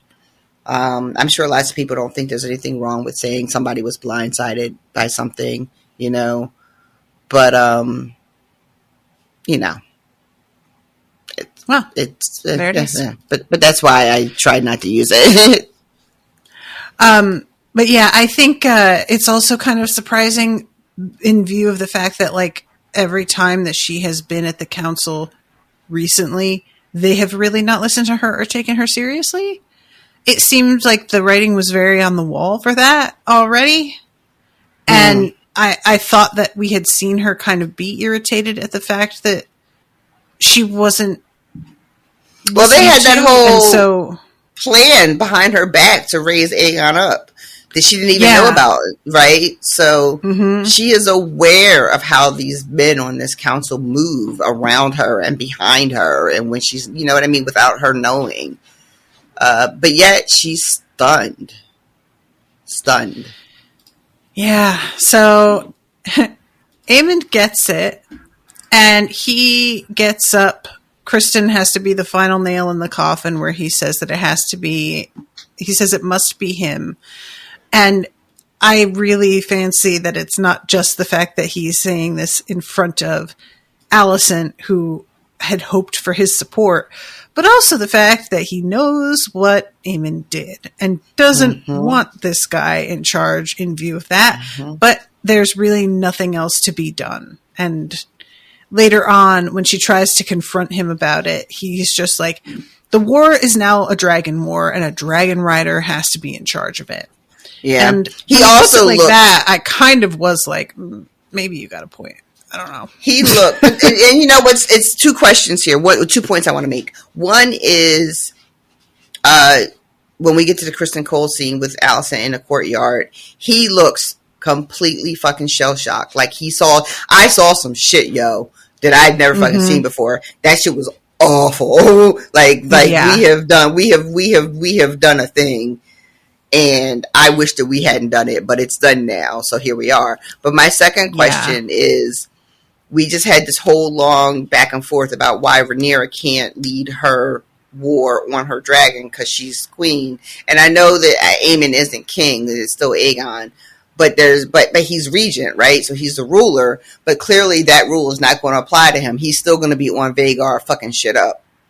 Yeah, and I would think that once he becomes regent, he has to fall back because now you're the ruler, and we can't be risking you. One would think that the current king being laid low because he rode his dragon into battle would make it so that they didn't want the current ruler to ride his dragon into battle. One would think. But no. But in order to do that, you would have to let Alicent be regent so that he could then just be a dragon rider, and they weren't trying to have that. Also, I guess there is the argument that like Sunfire was a noob and Vhagar is fucking gigantic and unstoppable. So sure. Also, everybody just kind of has contempt for Aegon's abilities to begin with. Oh, Aegon. The idea of Aemon losing on Vhagar seems like everybody is taking as a given that it's impossible. That there's no one that can take him. And it looks like that is the case, but I still feel like if you got 2 or 3 dragons on that ass at once, you might be able to do a little something. But, you know, I don't know which dragons those would be now that Rhaenys is gone. That just Daemon, and you would have to let Rhaenyra ride because all the other dragons are baby dragons that have riders that we know of, like Baela's dragon and Jace's dragon, you know. Well, I don't know who Baela rides. Baela rides a baby dragon, I think. She got a hatchling that hatched. I think Rhaena's never hatched, so that's why Rhaena doesn't have a dragon. But Baela's dragon hatched, and she has one. But then we have those... Moon Dancer. Baela's. And I want to say that is a young dragon. It's not one of the old ones. I believe younger. Yeah, I don't really know how old a dragon has to be before it's considered. Yeah, I'm trying to remember the scene from season 1 when the 2 girls are talking in front of the fireplace, and the mother, Lena, is telling a story about how she didn't get Vhagar until she was a teenager. Right. And she's just like, Bella's hatched, but yours didn't, but you still might get one later. But so Allison then has to sit at this council meeting. Sorry for the sirens, guys, if you can hear them. While they just continue, got a lot of sound effects on that end today. Listen, it's on and popping up here in PA where I am. And they're talking about plans and what to do about the Riverlands and, you know, Harrenhal and all this other shit. And she's just sitting there seething. And I really do like this effect of like the camera going closer and closer into her face. Her chest is heaving. She is like, you could tell she's like, can't see her hands, but I imagine she's white knuckling that chair like nobody's business. And it sort of like fades out and there's just all this talk around her. And it's just really well done. And her face too. I kept wondering, like, is this also partly, and I may be very optimistic with this, but could it be that she's sitting there fuming and starting to sort of realize what Rhaenyra's dealt with? You know, like how she has just been dismissed and she's really getting this firsthand in a way that hasn't been this explicit before.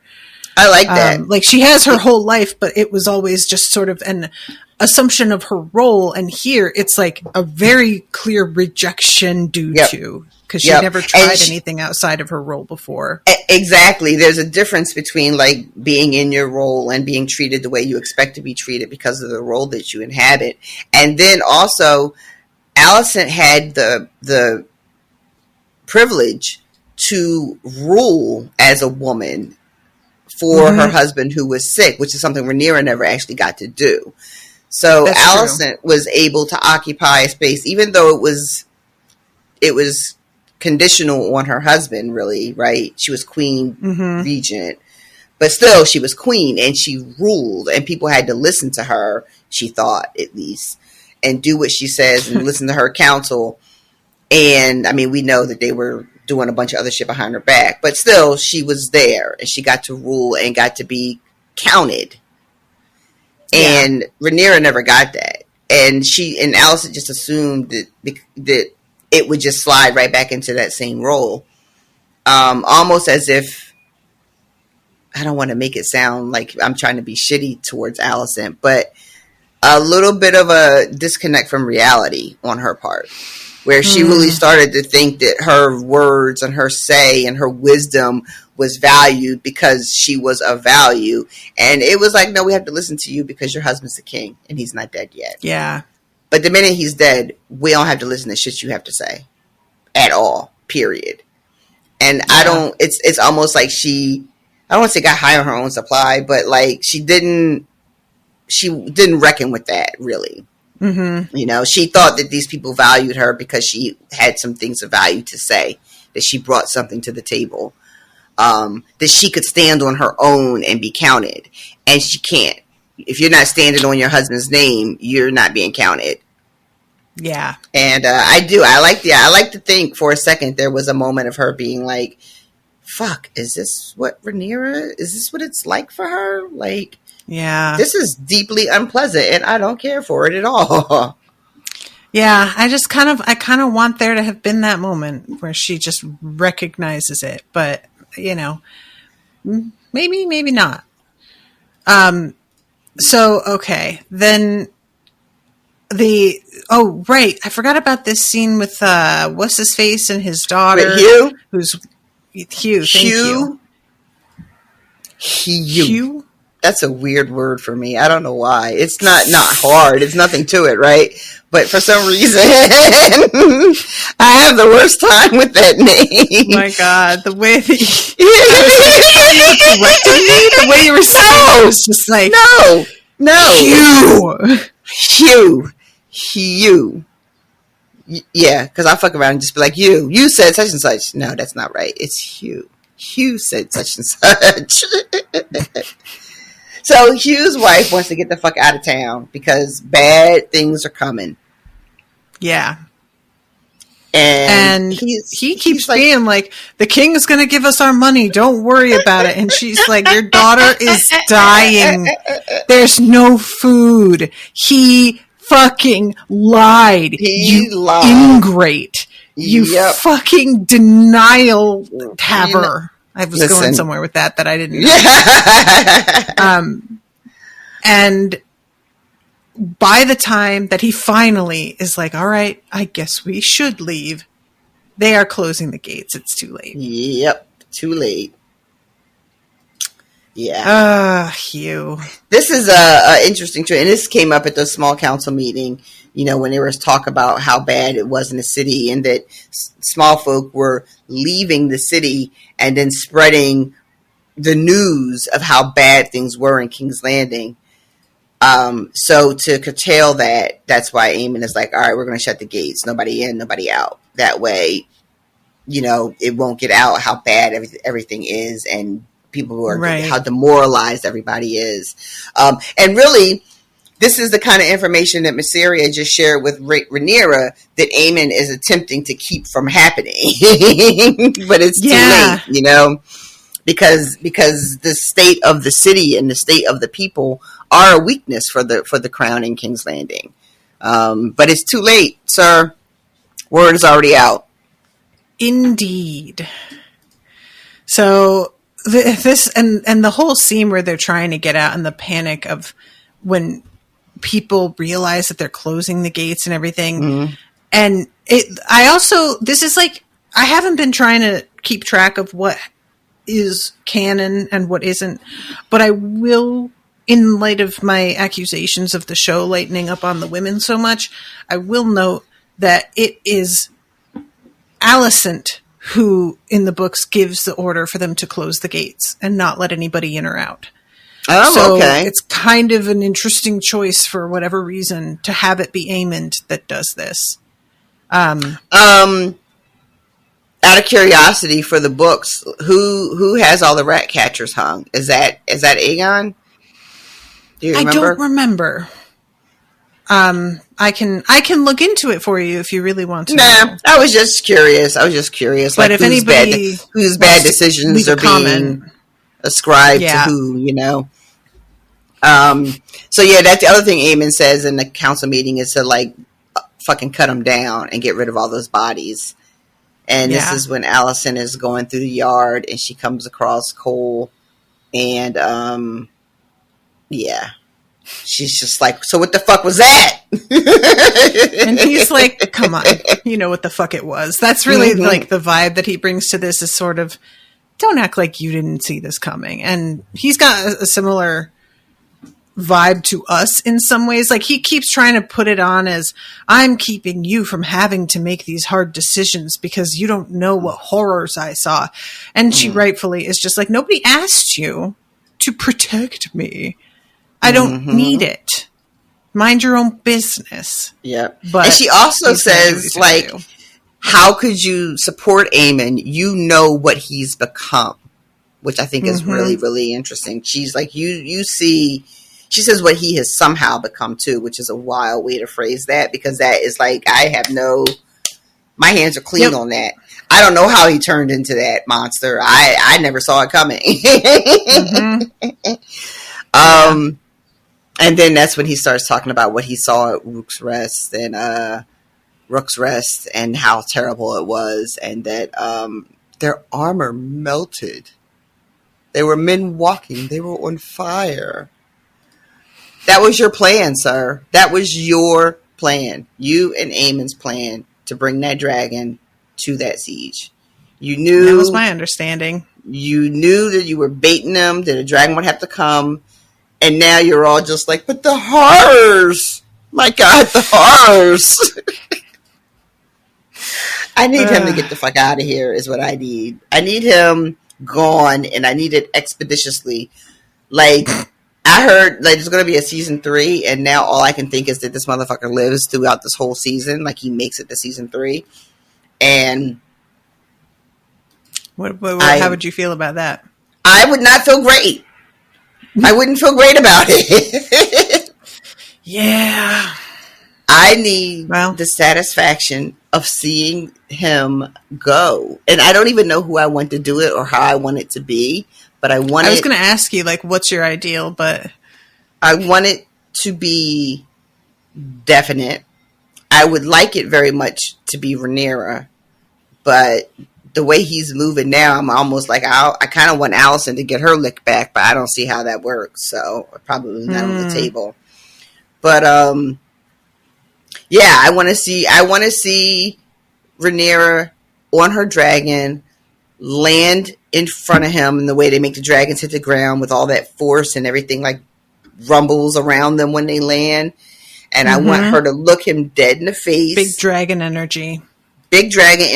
I want her to look him dead in the face, and I want her to say Dracarys, and I want to see him lit the fuck up.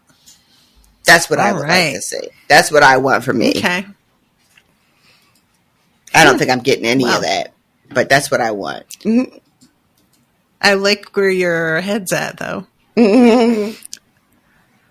All right, so gotta. Okay, let's go to the twins and this conversation between the current phrase and Jacaerys, and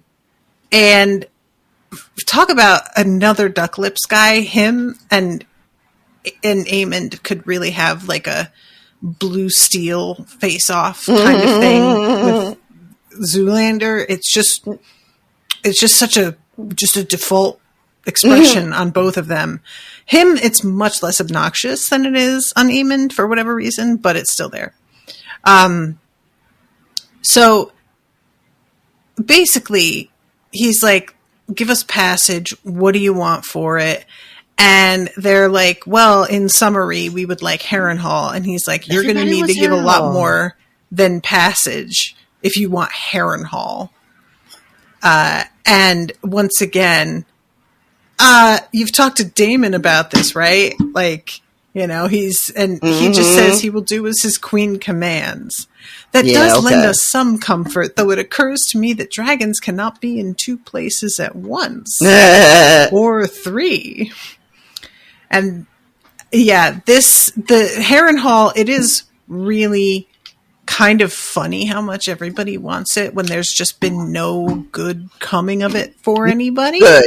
No good. I mean, we are 170 odd years before Game of Thrones, and people already have the rumors about Harrenhal and what a terrible place it is, and the curse, and it's all ramshackled and raggedy and damp and shit. And people still want it. I guess it's because it's the biggest, or does each person somehow think that they are going to beat it? Like, all that bad shit that happened to those other families is not going to happen to us. Like, I don't get it at all. I feel like it's a combo. Like, it's that, and it's also the position that it holds in the Riverlands, you know, like, I don't know.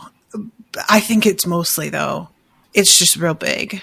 I really think that's it. The Freys are just so ego-driven so much of the time that I could believe that they would choose like the most foolish motivation for them. That tracks. Also, I have to say, I don't know what it is about these two Freys. I don't know if we were meant to, but I laughed so hard when I saw them. I was just like, oh, this is, Freys. Like, yeah, well done. Again, kind of like with Jane Eyre, just being like, everything about them was giving like what I already know about the Freys. Not quite as petty as Walder Frey was, because that was just next level.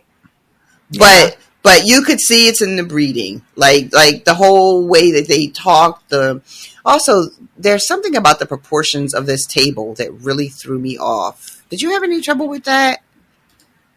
The proportions of it, the height, or the table comes like all the way up to almost like her tits, right? Like, so it makes it look as though they're both very, very little, like they're very short people, and they're in these like high chairs to this table. There was just something about it that was just really off for me that kept making me giggle. I have to. Maybe that was on purpose. Like, we're trying to make the Freys seem like small people in a metaphorical sense, you know? Like, I'm looking at them and I'm like, are they both 4 feet tall? Not that there's anything wrong with that, but also, like, what is happening here? And then if you look at Jace in his chair, Like, I don't know. You just have to, when you watch the scene, I want you to look at it and just, yeah. It's just something about it. It looks like a door. Weird. This table. Doesn't this table look like a door just laid on its back? Oh my God. This looks like oh my God. modern farmhouse. Oh, we just repurposed or reclaimed wood or whatever. It's like we get a view of it from above, and I feel like it is a door. I feel like it might have been. Funny. I don't know. Maybe that's why it's all set so weird. But she's also wearing this crazy. She's wearing this getup that looks like, I guess this is a traditional Frey garb. I don't think it's Frey. Like she's wearing like a wimple, which is, I believe, what they call around. Yeah, when it comes up under the chin like this, I think is the least flattering of anything that, like, of those headdresses of that era. It's just, it always just makes you look like you've got a saggy turkey neck. You know what I mean? Even really beautiful people who are forced to wear this costume, I always am just like, God, that still looks so awful. Like, yeah. But yeah, in the end, he's like, if you want Harrenhal, you're going to need to bend the knee. And let me just see him walking away. And I thought it was like, I hadn't quite grasped on the scene coming in, because I was so kind of looking at the big scope of the twins and the river. It's really cool. I didn't realize that they met in the middle of the bridge, which there's something about that is also so incredibly Frey, of just like, I'm not even letting you into my house. You know? Yeah. I mean, and your idea that they use a tabletop from a door as a tabletop, if this is just sort of a makeshift table that lends itself to that. It's really beautiful, though, the shot of like the long bridge and the castle itself. It's really gorgeous. Cool. Yeah. Yeah, that is one thing that the show is definitely getting right, is that all of these places that we're going, everything looks really, really good. Yeah. Okay, so then we have the scene with Damon, who is for some reason like splitting firewood. He's just doing like chores. We got to get the castle ready. It really does. This is like, for me, being on the floor and your CEO decides that he's going to be on the machine for the day and do all of the like espresso pulls. Like, you're slowing everything down. You're making us all very uncomfortable. You don't really know what you're doing. And I don't think you want to be here. Can you just go to your office and let us do our work? Who is this for? You know? Who are you trying? It can't be us. It can't be for us, because you're just making everything harder. So who is this for? Yeah. And this is when Alice Rivers comes over and is just like, first of all, sir, you look ridiculous. You should have a sword in your hand. Yeah, he's wearing still his like black pants and boots, like his villain outfit, but he's chopping wood. All right, weird, but yeah, and the conversation we pretty much already talked over about how she's just like, you're going to try and terrorize them into being your army, and you think that's a good approach? Okay, cool. And it should be mentioned that there's like the sound of screaming that he keeps hearing. I'm looking at the subtitles being described as cries of anguish. And I think we're meant to see this as he is being like hearing the results of what he has wrought. Because right before that happens, she says, "I hear whispers on the wind about basically what you're doing," and then right as she says that, you start to hear that effect. Yeah, he doesn't seem particularly troubled. No, and this is, I think, the first time that he really straight up says, "Yeah, I'm going to be king. She can rule beside me, But there is no way a woman can lead. They just won't follow her. He's really trying to make it seem like it's everybody else. They don't want her to be like, I would be fine with it. But I just know that it would be something a lot of other people would be uncomfortable with. Mm-hmm. I'm just like, can you just fucking be real for a second? Nope. And just admit that you want it, that it's that simple? Like, this guy is so tedious. Anyway. All right. So then we have House Bracken is yours being reported. And I was like, that is surprising to me that worked. But it turns out it didn't. So I don't know where this information came from. Like, you know, what it was that maybe they just said, oh, yeah, we'll fight for him. And we were like, we're just going to tell him what for once he lays off because he thinks he's got us. Yeah, it just says that. Yeah, well, it says that Blackwood is the one who sent the news that the Brackens had submitted, right?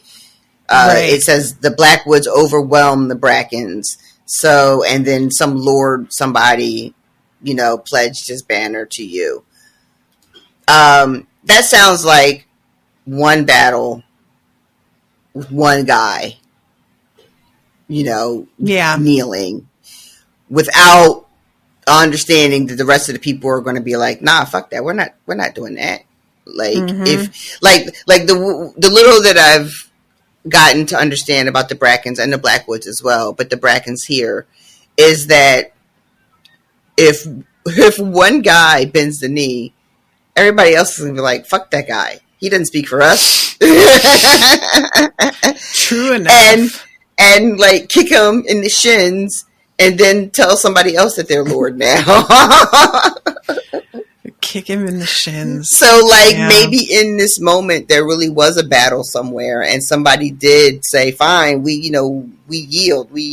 And then they send the news off. But meanwhile, the rest of the people are like, yielding what? We ain't yielding shit. Fuck that. I mean, that's my take on it. All right. I accept that. So then we have the conversation between Bela and Corliss. I feel like we kind of already talked about this as well. Yeah, we talked about this early, yeah. So I think we can just jump over this. We have the conversation between Rhaenyra and Sir Alfred. We also talked about that. Returning to Daemon in his bed, looking sad, and then the door knock. And then when he comes out there, the Brackens are just like, first of all, you're a tyrant. But second of all, you sent the Blackwoods because you knew that they have a grudge and they were just going to use this opportunity to do fucked up shit because they have their own stake in this. And it wasn't even about, you know, and I appreciated that being explicitly called out because that is, of course, what he was doing. But I don't think he really sees anything wrong with that at all. He's just like, well, yeah, there's just, they have the grudge. They're the perfect people for the job. What are you talking about? Yeah. So somebody says something about how they don't have any honor, and there's a woman here who's just like, how about common decency? They carried the banner of House Targaryen, red dragon on black, which I don't know if they were ordered to do that. I don't think they were supposed to do that. They weren't supposed to do that. He said explicitly earlier, I thought, about how there are some things the crown cannot be seen to do. That is correct. That is correct. Is this a setup or what is this? Like, you know, he seems taken quite off guard by this. I think, and I don't know, but I think because the Blackwoods and the Brackens are on their own shit. They are on their own time. And yeah, they might throw in with one house or another, but their priority never shifts, never changes, right? Yeah. And I think that they probably enjoyed terrorizing the Brackens and then also flaunting the banner of Targaryen, like, and yeah, how you going to check us? Because look who we ride for now. Yeah. Which, to your point, is the exact opposite of what they were supposed to do. And I love too in this reckoning, in this moment when these people were just like, how could you do that? How terrible you are. They bring up, you kill babies in their sleep, in their cribs. Which is like, oh, that came right back to bite you in the ass, didn't it? Yeah. And he has the nerve to say, who says that? I will have the man who told this lie brought before me. And somebody smirks and says, your man is half the kingdom, my prince. Yep. So yeah, know this, interloper. The Riverlands are an ancient place, watched closely by the eyes of old gods and new. And dragon or no, we shall not raise our banners for a tyrant. And she leaves, and I really just want to point out the fact that she seems kind of in charge here. She sure does. She comes up, she gets in his face, she turns and leaves, and they're all like, I guess we're leaving. And I guess we're done. Yeah. So, and Daemon has a moment when she's like saying that the gods watch over this place, where he like puts his hand to his head like he's about to faint or something. Like he had just seen his wife standing there, first of all. And she says, have you looked in on our girls? Which you have not, sir. Yes.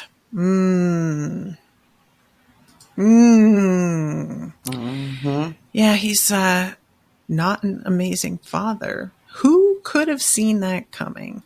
Yeah. And when he says the thing about the lie, too, he's looking around the room, but he's not really just looking at the Brackens. He's looking like everywhere. I mean, there's a lot of people here, but he's looking around the room, but also in a way of like looking past these people or like through them. Yeah. It's very clear, like, he isn't really fully engaging with the people in front of him. You can see Simon kind of looking around as he turns to look where his wife is standing, just being like, what does he see right there? What is this? You know? Yep. Yeah. Yep. And he does. He has a moment of being like, when he's leaning up against the hearth, and just like an expression of, I'd like to think it's an expression of, I fucked up. But I don't know if that's really what it is. It could just be exhaustion and seeing of his wife, his ex-wife, first wife, whatever. I'm not sure, but there's just a moment where he's leaning in it. I hope he's fucking thinking, what the fuck did I do? I really fucking made a mess. I don't know. But I don't know if he's capable of that kind of, that kind of honesty. Yeah. Because anything that points to him not being fit, I just don't think he's willing to fully acknowledge, Right. I don't know. So then we have the scene of the girl in King's Landing that's like sneaking in. The girl, I forgot. I didn't see her face clearly enough, but the woman who answers the door she knocks on is the tavern wench who got her butt slapped, who was raped by... Oh, that's who answers the door. Okay. Yeah. All right. So we have that. Then we go over to Corlys, who's looking at the hand pin, and he finally just squeezes his hand around it as if to signify that is him accepting the job. This is when we go to Aemon standing in the throne room in the dark with the dramatic lightning crackling outside, lustfully staring at the throne. There's a real sort of like, we saw your brother standing in the window jerking off. I feel like Aemon would do that here on the throne if he were the type to self-indulge. I feel like Aemon doesn't jerk off. Aemon doesn't jerk. He doesn't. He would see it as like a weakness. As a weakness. It's self-indulgence. Yeah. He doesn't do that. And yeah, this is when Helena is like, was it worth the price? Yeah. And he just sort of gives her that smirk he's world famous for. So then we go to Allison. She's sitting by Aegon's side. He's breathing in this horrible, like, whistly sort of way. And she puts her hand to his face before it's very clear that she is exhausted. She's been sitting there for a while. And she finally gets up and walks away. And there was a moment, okay, the subtitles support this because I was like watching and I was like, did he just say mommy? Mm-hmm. And the subtitles say that he said mummy. So yeah. Mm-hmm. Oh my God, you guys, that is so heartbreaking. Ugh. Yeah, she doesn't hear. It's after she leaves. Yeah. Yeah. Yeah. Mm. So we didn't know his state, like whether or not he could wake or not, or would he wake or not. And now we have him talking. It doesn't necessarily mean he's going to be conscious next week, but it definitely suggests a level of consciousness might be possible. So yeah, we'll have to see how that works out. And then it goes to Rhaenyra studying the histories, poring over these books. And I think it's Jace that comes in. Yeah, Jace comes in and she's like very cold shouldery, but then is saying like, I'm very proud of you. And he's like, yeah. Are you? Because you seem really mad.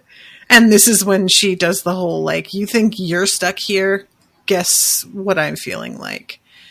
She's looking up precedents for women rulers, and she's having to go back a bit of a ways. So he tries to make a joke about, I hope you're not going to use her as an example. And she's like, the fuck, why not?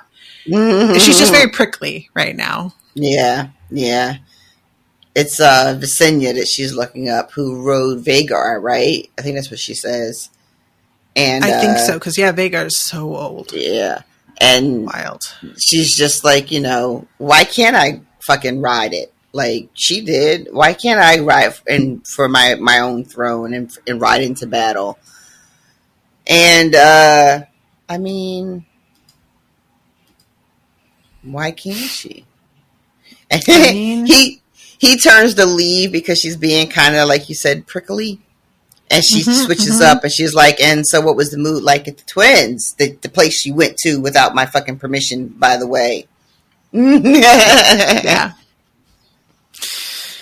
And, he has done something good. And she's like, see, you're mad that I'm not letting you go out. And then you go and you do something like useful. You're even able to do something in the end for us. Mm-hmm. But still, I'm here just like going through history books trying to be like, see, it's allowed. Mm-hmm. She's very frustrated.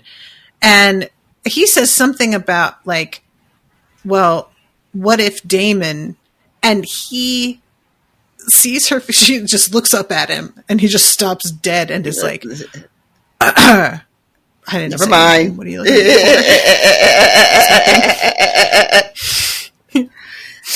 for?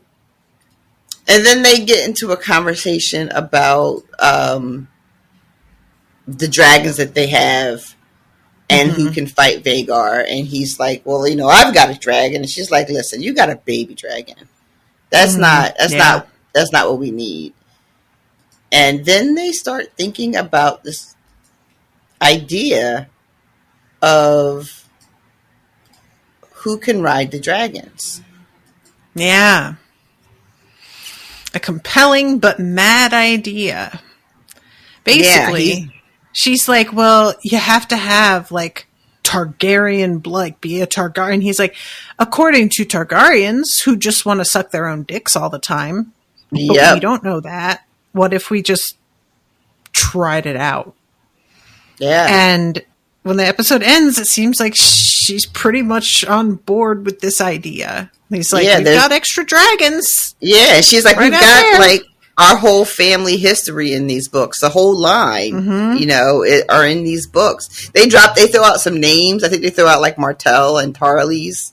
And I just got to giggle at that. I think it was Malister, because I don't think the Martells. Not Martells, sorry. Yeah, Martells are Dorne, right? Yeah, wrong family. The way that she says it, what do you want me to put a Malister on a dragon? Like, it's like so disgusting to even say out loud. I was like, damn, what if they just did a good job, though? I would not consider it. But yeah, so what do you think of that idea? I mean, this is really fucking cool. If the idea is that you don't have to be pure blood Targaryen to ride, you can just have some Targaryen blood and be a dragon rider. That really undoes generations of mythology. But a family mythology is, to Jace's point, you write what you want people to know of you. You write what you want people to think is true about you. And I can't think of a better way. And also the Targaryens really believed it too. We know they believed it because of all the intermarrying that they did to keep the bloodline so pure. But the idea that could be a family mythology that they created and then perpetuated that isn't really reality based, and now, so then what happens is, for the show anyway, I start thinking, well, who's going to be riding these dragons? So we know, like, the Valerian and Targaryen share a bloodline, or no? I know the Valerians go back, I believe they do, yeah. So we got those Corlys's kids, right? Like we got one of them. We got two of them. One of them might end up riding what's Laenor's dragon? Sea Smoke? Right. And then the two dragons that Jace mentions, I don't really actually know these dragons. It's like we've just seen them flying around.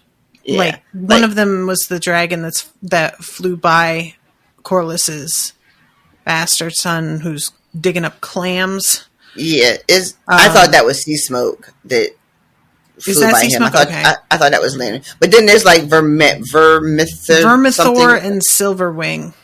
So I know one of them was in the cave, and in like season 1, I think Daemon goes to sea or something like that. Austin shared in one of his notes.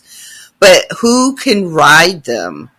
So either the show is about to introduce a bunch of people that I haven't met in order to move this plot point along, or it's going to be people that I have met, and like, who could it be? Who could it be? And I'm trying to think of like people that we've met. The only other person that stands out is like not that every small folk that we've met is going to end up being a dragon rider, but we've been spending a lot of time with Hugh. True. So, he's got the light hair. Maybe he's, maybe he's somebody's bastard. I don't know whose he could be, but I mean, his hair is a really weird color. Right. And his age, I mean, I don't know if he would be.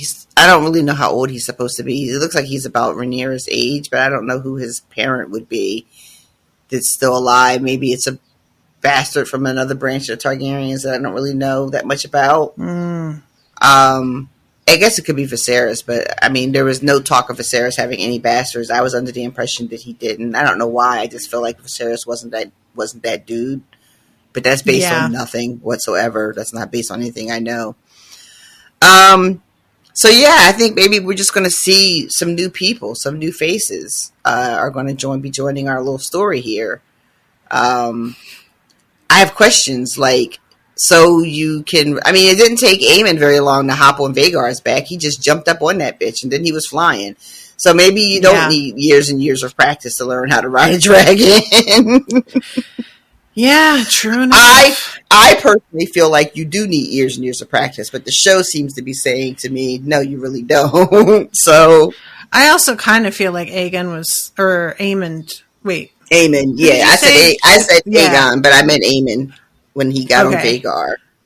But he, I feel, is like just more competent than the average person with everything. So I'm willing to believe that he was able to do it right away, and not everybody could pull that off. But maybe I'm wrong about that. I don't know. Yeah. Oh boy. Now we're cooking. Yeah, it looks like Only we're definitely going 3 somewhere. episodes left. Yeah, because there's only 8, right? Not 10. I don't know why they wouldn't just do 10 fucking episodes. Like, what is this? Why HBO? But yeah. So now, so again, this episode was, it was a little bit slower, but I think it needed to be for the things they're setting in motion. So I did see in another group that I watched, the one of the Dem Thrones groups. A lot of people were just like, this episode was terrible. It was terrible. It was the worst one yet. I don't think it was that bad, but I see, people are hyped for a certain story to be told, and then, yeah, want to get to it. But yeah, I mean, it wasn't my favorite of the season by far, but there were some moments that I really enjoyed. There were some moments that I thought were really necessary and that we had to see. And then there were moments with Damon and Harrenhal where I'm just like, really? That's your main gripe, it seems like. It is my main gripe, guys. It really, really is. And I think part of it is because I had sort of built up this expectation in my head because I don't know anything about these characters. I really bought into the idea of Damon and Rhaenyra being like ride or die, like two heads of the dragon, right? Like he's going to be her right hand man, and I didn't see this coming, and it's just really disappointing because it's so fucking pathetic and like so predictable that I'm salty I didn't predict it. What I mean? Like I wanted him to be something better than an ego-driven maniac. We were rooting for you. We were rooting for you. We're all rooting for you. So I think I'm just really disgusted in what he turned out to be, which is kind of like a gag because he's always been terrible. So why was I thinking he was, why was I expecting something different? Yeah. Like that's totally my bad, but I bought into something, Yeah. I feel like Rhaenyra, I let myself think he was something other than what I already knew he was, which I feel like Rhaenyra is reckoning with herself, and I feel like as a viewer, I did the same thing. Like, he showed me who he was. He been showed me who he was. Yeah. Why would I expect anything different? And yet, there I was expecting something different. So, yeah. Let me stop this real quick. Just trying to show me next week's episode. I don't want to see none of that. Uh-oh. No. So let me just go. Yeah. Luckily, it's a tiny screen in the corner and not like a full screen. So I didn't see too much. But yeah. Like as soon as the credits start, I just turn the whole TV off usually. So I didn't even realize that they do the previews of the next episode. Yeah. But, I've been meaning to watch the inside the episode before we record because sometimes they'll answer questions that we actually have on air, but I keep forgetting to do it. I keep forgetting to do it because like you, my instinct is I don't want to see next week's. So I nope out the whole thing instead of just sort of going to the kitchen or something until it's over. Cause I can't fast forward when you're watching live. Like, you know what I mean? And then coming back for the after the episode bit. I always forget to do that.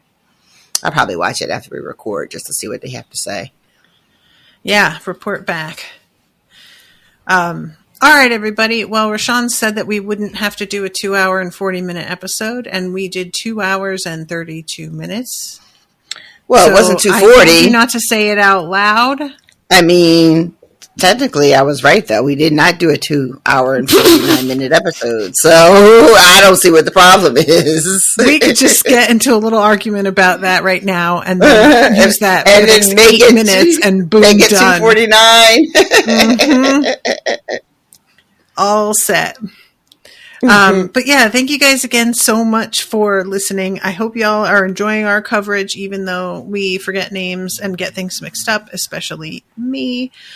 And thank you to everybody who is, chiming in on the Facebook page, the Discord, and sharing hilarious memes with me, which I'm posting to the main page. Yeah. The memes have been outstanding. There's been a lot of a lot of sort of lower tier ones that I've had to edit myself because I'm like, this was almost funny and you ruined it. But yeah, I have just been delighting in the sort of meme factory that this show can be sometimes. So, all right, everybody. We love you very much. Until next week. Toodaloo, motherfuckers. Bye, guys.